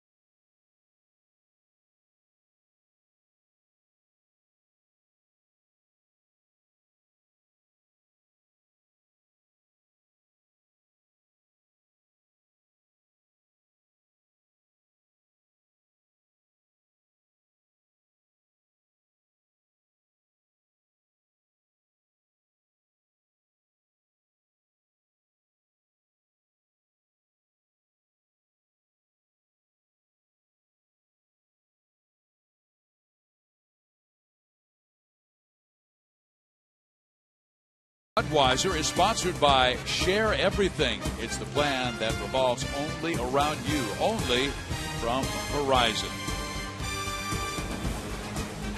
We come to you from the Twin Cities. You can see how Minnesota has scored 5 times on starting pitcher Luke Hochevar, who's now out of the game. He went 6 innings, and Jose Mijares comes out of the bullpen with a 1.84 earned run average. His job to get lefties out, and he is familiar with this Twins organization. Yes, he is. He pitched here last year, and actually he's pitched here since 2008 here in Minnesota.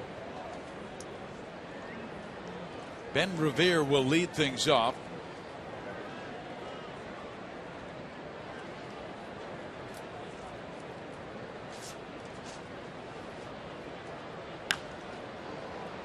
And fouls it out of play. He was kind enough to wear a mic for our Fox game tonight, facing his old teammate Jose Mijares.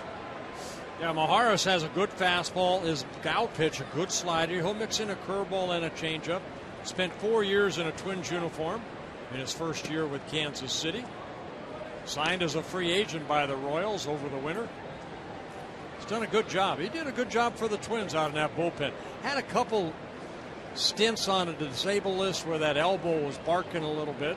But all in all, sometimes he can get wild. All in all, he attacks the strike zone. He's been very good for Kansas City this year. Going back to the year where he was really solid for Minnesota was 2009, when in 71 games that season he had a 2.34 earned run average and only allowed 50 hits in 61 2/3 innings. Revere again sends it out of play, so Mijares fighting to get back in the count 3-2. You know, I remember as Jose over the last couple of years, he tried to pitch with that little bit of a tender elbow, and you know, it doesn't always work that way. You try to go out there, you want to be the dog, you know, and go out there and say, I'm okay, I can work through this, but it does affect your numbers as you look. And I never looked at ERA for a pitcher, especially if it was on the high side, because a reliever could have one bad inning where he gives up 5 runs, and it takes forever to get that ERA down. But he does walk the first batter in Ben Revere. Not a good sign with Revere's speed. We were talking earlier how you can see Ben is mic'd up. And he is a talkative sort. He brings a lot of personality with him to the ballpark. That's what Ron Gardenhire said. Dynamite personality. He is one of those guys who is constantly chattering. You may not understand him, but he's chattering. And he said he tried to score the other day on a ball that was struck just in front of home plate. And we said, Ben, we love your enthusiasm, but not next time. Yeah, the ball only rolled about 10 feet away, and he was a dead duck at home plate. Here is Jamie Carroll. This is a perfect number 2 hitter for a quick guy on the bases. Very disciplined on what he'll take, and he will give Revere an opportunity to go. Jamie Carroll has had a great career. A veteran of 11 major league seasons, 38 years old. He's been with 5 different clubs. And a guy that hit 290 last year for the Dodgers, a career 280 hitter throughout his career. And he is one of those guys who's like DeVries, a guy who had to fight to get to the big league, spent 7 years in the minor leagues before he got a sniff with Montreal. And you might not see Ben take off because of that big hole between first and second with Hosmer holding him on, but there he goes. Carroll pops it up. Left side, Escobar. 1 out. Well, here's a little bit of what Ben talked about today. Oh, I love double hitters. Got room, got room. Take it, take. So I'll come over. I know, but I was late coming over. What? I was late coming over, so I thought you were I was playing way over there. Always that smile. See the smirk on his face? Just a Just a lovable young man. Looks like he's having fun playing the game. Here is Joe Mauer. He leads the American League in the month of June with a .394 batting average, 2 for 3 today, and the only time he made an out was because of an outstanding defensive play by Alcides Escobar. You know, the Twins lost 99 ball games last year because the M&M boys, Mauer and Morneau, missed most of the year. And when they were in the ball game, they just were not healthy. Mauer last year played in 82 ball games and hit only .287, and this is a guy that, you know, is a career .320 hitter. But he's healthy now, and the Twins need him to stay healthy if they want to try to climb up the ladder. And it's going to be a tough climb when you're trying to catch 4 teams ahead of you.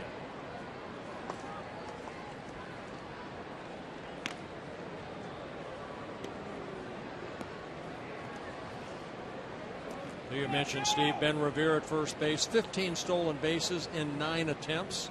Excuse me, 19 attempts. Yeah, the other way would be That very would be difficult. really hard. Kind of like that 10-2 breaking ball. Yeah. Or 2-10.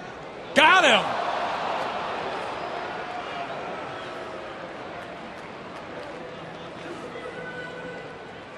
Well, Paul Hamill right there said that he was out.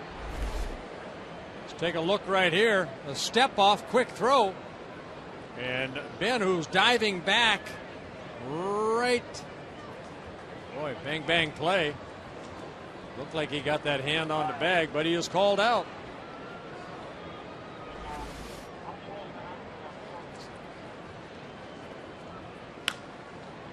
Out of play.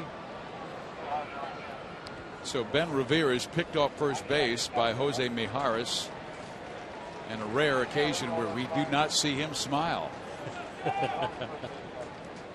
Wait a second, he'll be smiling here in a minute. 5-1 Minnesota as they jumped on Luke Hochevar for 5 runs in 6 innings. Hochevar had been the Royals' hottest pitcher. Moustakas gets to this one. His throw in time. Nice play by Moose. The inning is over. We head to the 8th inning. Royals need 4 to tie.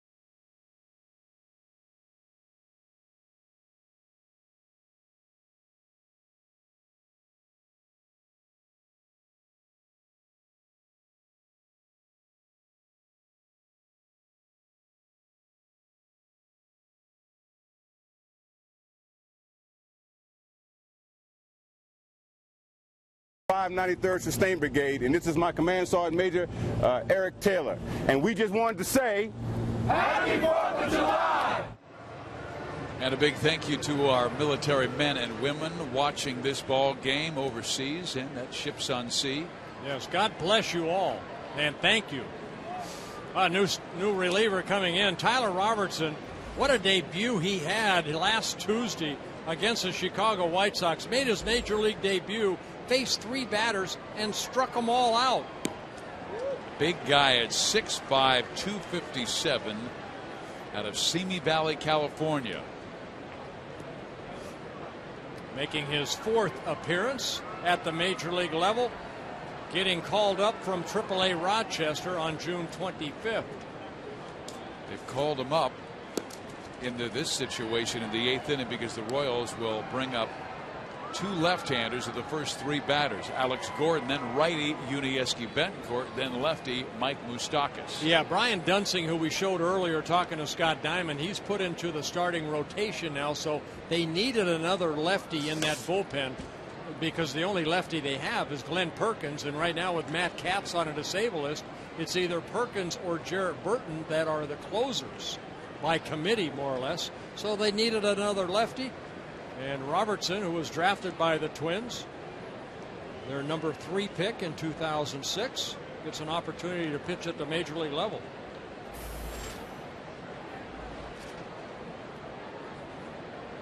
His slider is nasty.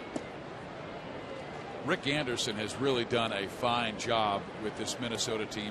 He has been with Ron Gardenhire a long time as the pitching coach, and in years past they certainly had the arms like a Radke or a Johan Santana, and now they need to get some of those guys again.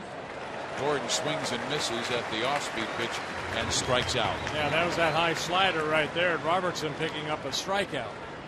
For Robertson, in now 2 2/3 innings, he has 7 strikeouts. Kind of a spinner right there, but it stayed up, and Alex Gordon swung through it. Yeah, Rick Anderson, Ron Gardenhire, they go back to the Met days when they were teammates together with the New York Mets. So a lot of history there between Rick Anderson and Ron Gardenhire. Yeah, and Andy's very good pitcher, very concerned, you know, I mean, he takes every outing like it was him out there. And that's what you want. Dave Island the same way with the Royals. Nice pick at first base by Parmalee, and Betancourt is the second out of the 8th inning. But the scouts must do a great job of the Twins as well. I mean, they have plucked Johan Santana off the Rule 5 wire. They have also been able to pick up Scott Diamond off the Rule 5 wire, and they have found success here in Minnesota. There's Terry Ryan, general manager. Isn't he eating your popcorn? I gave it to him. All right. Good baseball man. He's still the interim general manager. He took over for Billy Smith, and they said, you know, do you want to be general manager? He said, well, I still have to be interim until my wife tells me that I can be general manager again. Still interim general manager. That is a smart man and a good husband. Mike Moustakas has had a rough time in this series, still looking for his first hit. He is 0 for 12.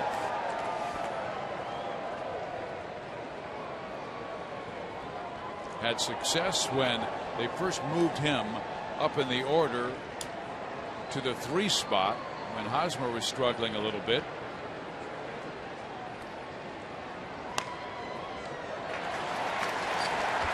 Moose will go 0 for 4.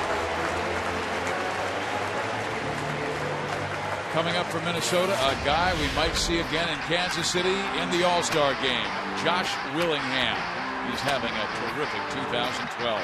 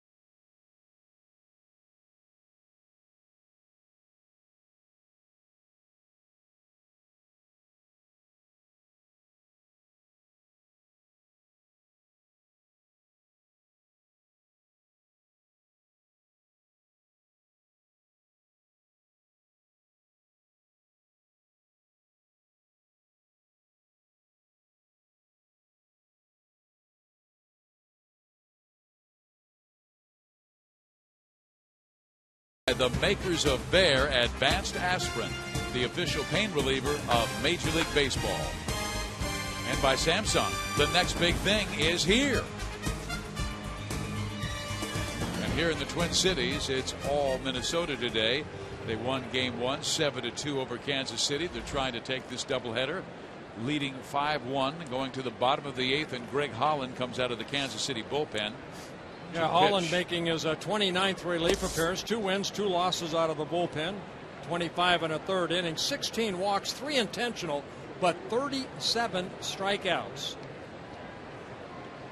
Holland with a good fastball, curveball, and a split finger. He had a tremendous year last year, going 5-1 with a 1.8 ERA and 74 strikeouts in only 60 innings. But he had a stress reaction in his rib early this year, and they placed him on the disabled list. And very quietly, he's been rounding back into form, but he has great stuff. Yeah, that happening in late April, and then they activated him on May 11th. Willingham straight over the top. Fouls it straight back on a 96-mile-an-hour fastball. And Maurer and Willingham have done the bulk of the damage tonight. 3 runs, 3 hits, 3 RBIs.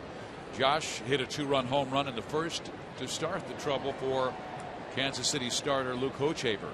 You know, asking Ron Gardenhire about the All-Star game, who he feels should go, and right, I think top of his list is this guy right here, Josh Willingham. You know, coming off a great year last year with the Oakland A's, got a chance to play, hit 29 home runs, drove in 98 runs in 136 games. Yeah, strikeouts are part of his game, as they are with all power type hitters, but this guy signing a 3-year contract with the Twins as a free agent, he's been a nice addition. A guy that very quiet, just goes about his business, and is one of the leaders on this ball club. When you look at other guys that you'll probably think, okay, well, Albert Pujols, Prince Fielder, Carlos Beltran, they're going to go to the All-Star game. You have to look at Willingham's numbers. They're right there and better than some of them.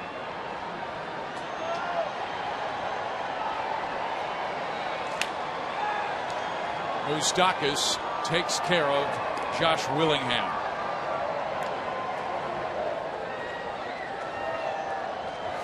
You know, it's good to see one thing, and I know Ned Yost would probably say this. We talked to Gardy about it, about Brian Dozier, about even though you're struggling, Moustakas is now, what, 0 for 13?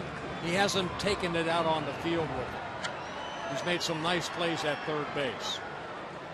He is a gamer. He is usually the first at the workouts. He'll come out early. If the catchers need work, he'll be the infielder to take the throws at second base.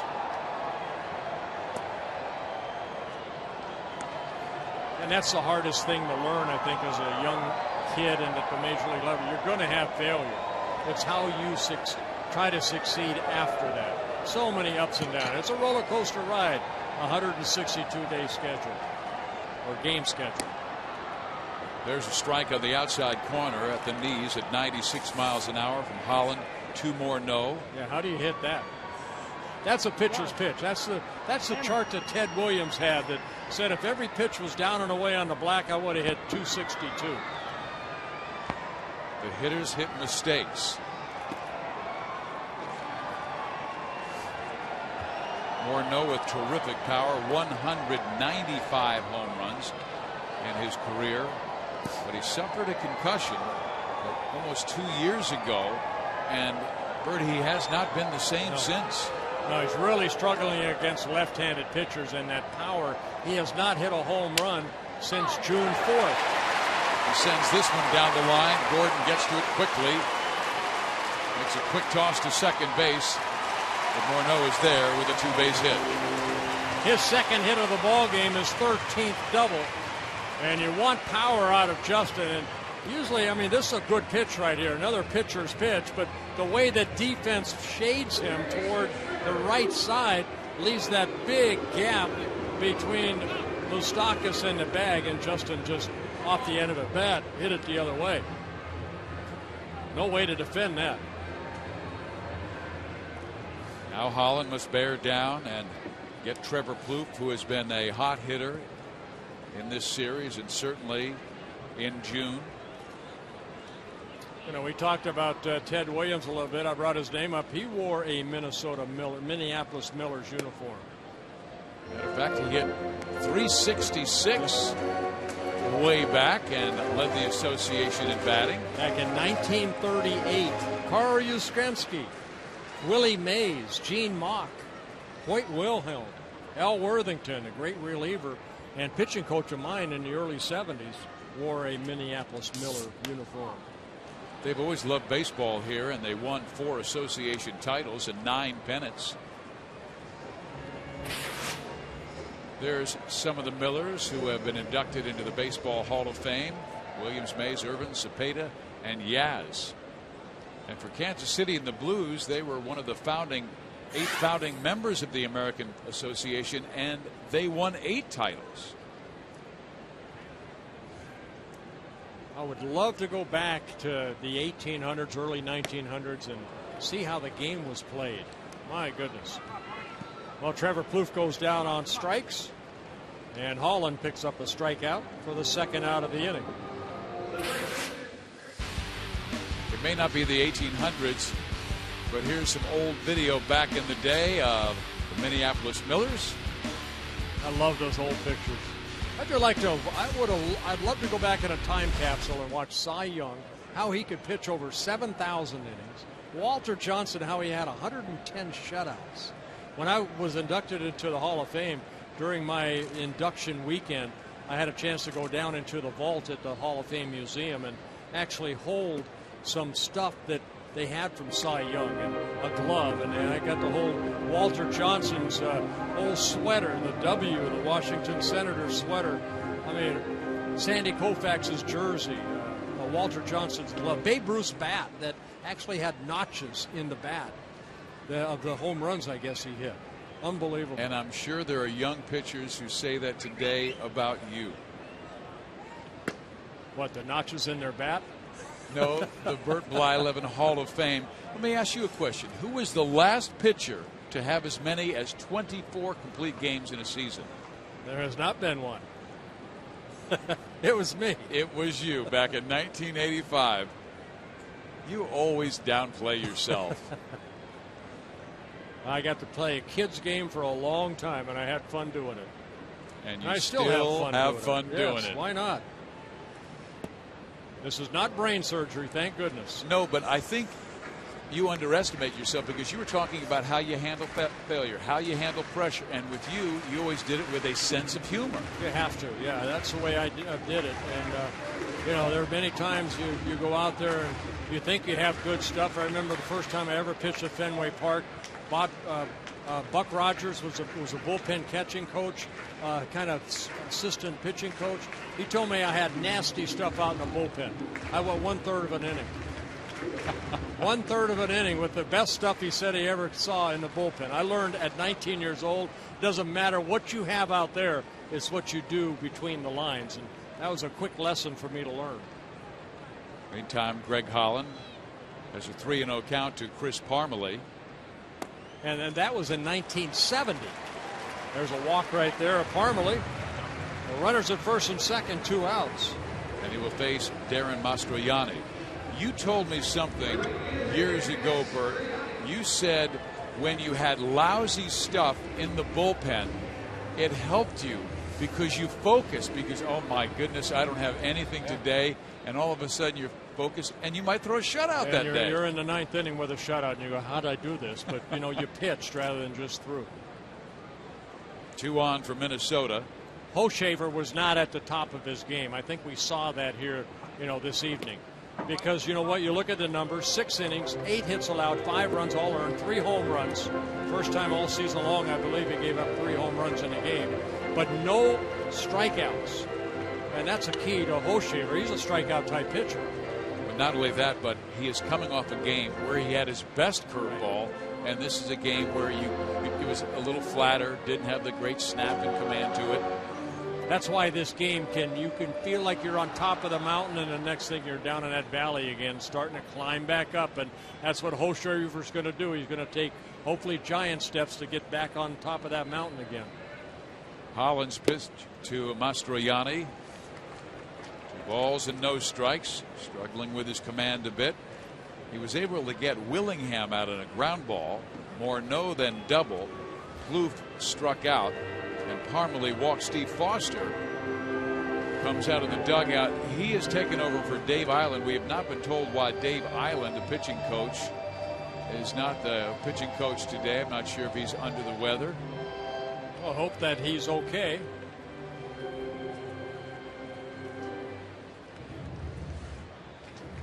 "20 pitches for Holland in this inning, only 10 strikes, with a walk and a strikeout. But there are 2 outs here with a couple runners on. The stars align for the 2012 Major League Baseball All-Star Game as the best of the American League take on the National League's top players. Fans don't miss the action Tuesday, July 10th at 7:30 Eastern, 4:30 Pacific on Fox. And Kansas City mighty proud of having the All-Star Game this year. I'm happy for Kansas City. It's a great city. It's a great baseball town.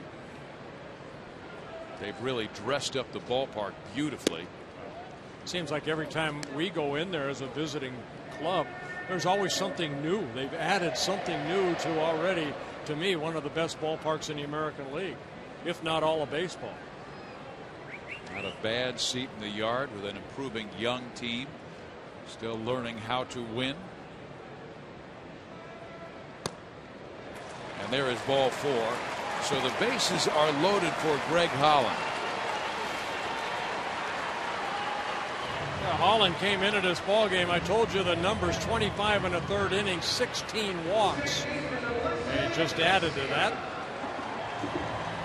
And now facing Alexi Casilla. All down to the bullpen. This road trip started well with a 4-3 victory last night, but they lost game 1 of the doubleheader 7-2. Kami Hadavi, who is the 26th man on the roster, added because of the doubleheader rules. Holland wants to get through this himself. And this is a long road trip, if maybe the longest for the Kansas City Royals. They're here for 4 games. Then you move on to Toronto for 4, and then 3 games in Detroit before the All-Star game. A lot of people were talking about getting back to 500. They needed to go 8-3 on this road trip. Quite frankly, I thought that was a bit much to ask, going up against 3 tough teams. They have never played well against the Twins. Toronto is an improving ball club and more experienced than Kansas City, and Detroit is the team many picked to win the American League Central. I haven't figured out that team. I don't think Jim Leland's figured out his team yet.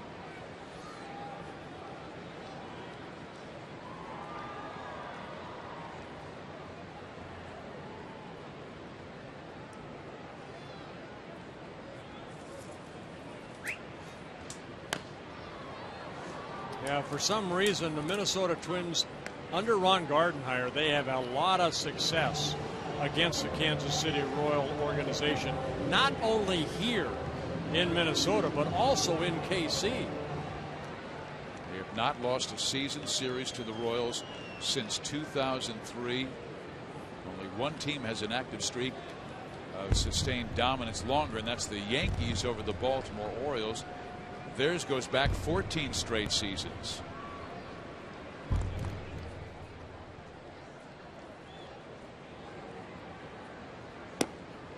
One ball, 2 strikes. Well, Alexi Casilla had a great game 1.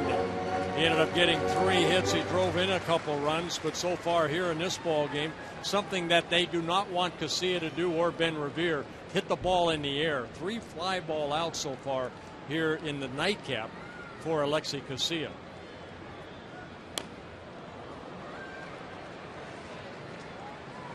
You don't mind if the ball is hit in the air if you're Justin Morneau or Josh Willingham, but guys like Revere and Casilla and even Jamie Carroll, they're line drive type hitters. Denard Span, same thing. Holland has thrown a lot of pitches in this inning. The next will be the 29th.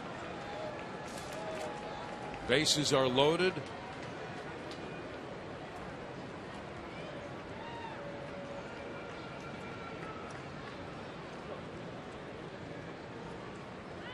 Got him.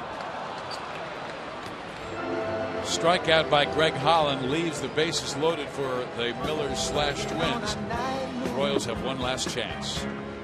Trying to make some front page.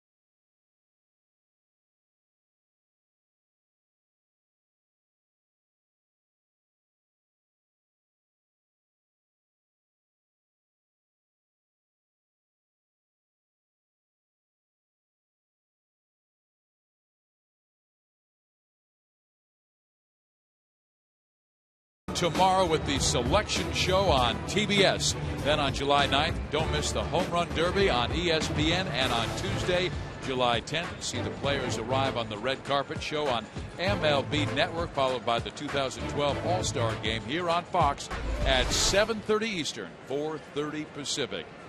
There's the line score with Minnesota having a 5-1 lead. 5 runs on 9 hits, 1 on 5 for Kansas City. And Miller's pitcher. Jared Burton coming into the ballgame, making his 33rd relief appearance. He has been really a very nice addition to a very good bullpen. Burton coming over, claimed off waivers from the Cincinnati Red organization. He signed as a free agent. He had surgery last April in 2011, and what the Twins have tried to do, they tried to baby him through this year, and he's done a good job. Right now with Matt Capps on the DL, it's Burton and Glenn Perkins that are getting some save opportunities. Burton with a couple saves, Perkins with 2.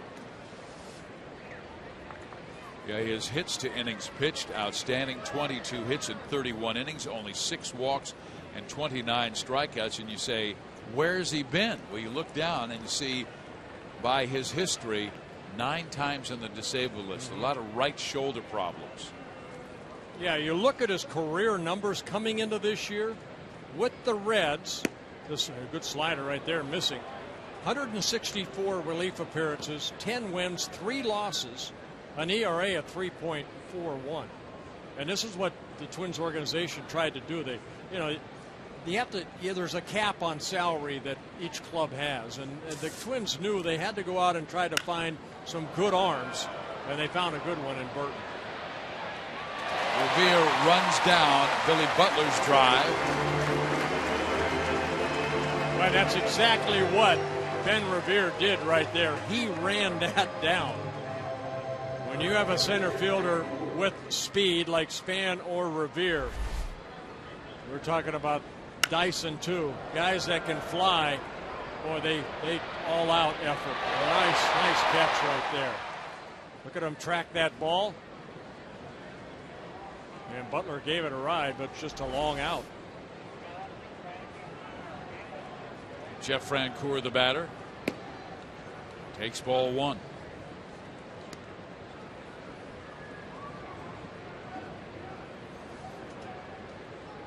Francoeur singled in the second inning. A little pop up to Parmalee and then a strikeout victim. Francoeur to left field. 2 outs. Here is today's Burger King Smooth Player of the Game. How about Cole DeVries? Well, making his second start here in his home city, Minneapolis. Grew up in Eden Prairie. 6 very good innings. His longest outing at the major league level. Also a career high 6 strikeouts. His family's still here. Dave and Diane. Oh, I would have thought they left. Cole's out. Nope. They are Twins fans. Here to the end.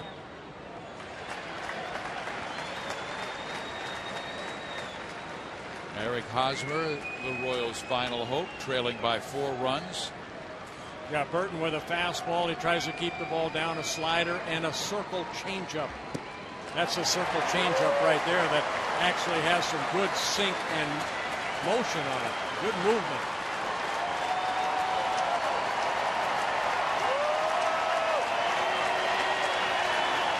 Another good crowd here at Target Field. See if the Twins can win 2 in a row. Well, Minnesota had been swept in its last 3 day-night doubleheaders at home, and they turned that around today and night in this day-night doubleheader. One started at noon, and Minnesota won that 7-2, trying to take the nightcap 5-1. Final game of the 4-game series goes tomorrow at 1. Liriano against Chen. Crowd of more than 37,000 on their feet. And a good take right there by Hosmer. That circle change down and away. No matter what the score is, you want quality at bats.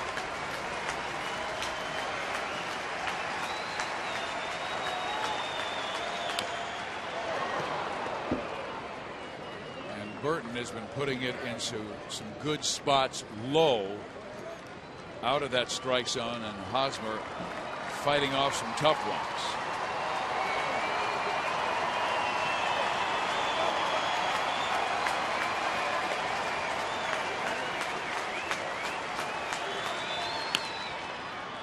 Base hit.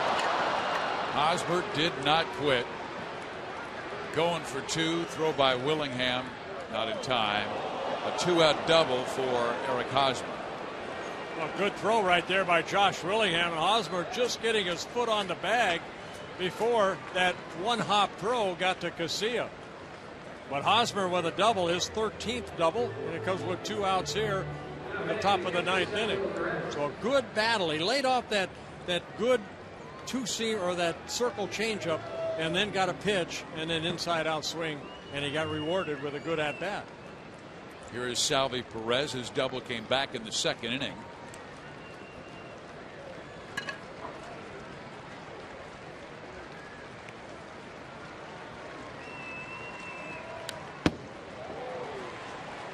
Good swing there.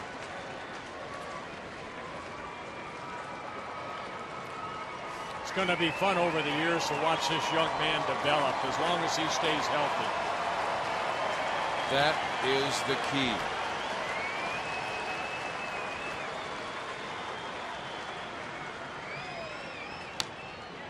There have been some big catchers who've been very successful. Lance Parrish, Carlton Fisk. But you talked about Sandy Alomar. He had great success, but he also had some knee problems. Joe Mauer, who was a terrific catcher, has also had some injury problems. Well, that comes with the territory of what they do. I think of Gary Carter, the late Gary Carter.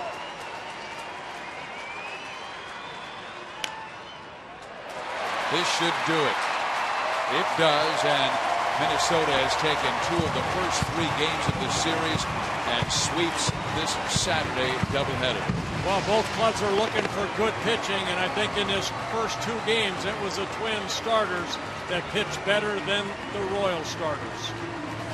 For Bert Blyleven, I'm Steve Biziak saying so long from Minnesota. Tune in tomorrow on Fox Sports Kansas City and Fox Sports North for the final game of this series. Coverage starts at 12:30 Central.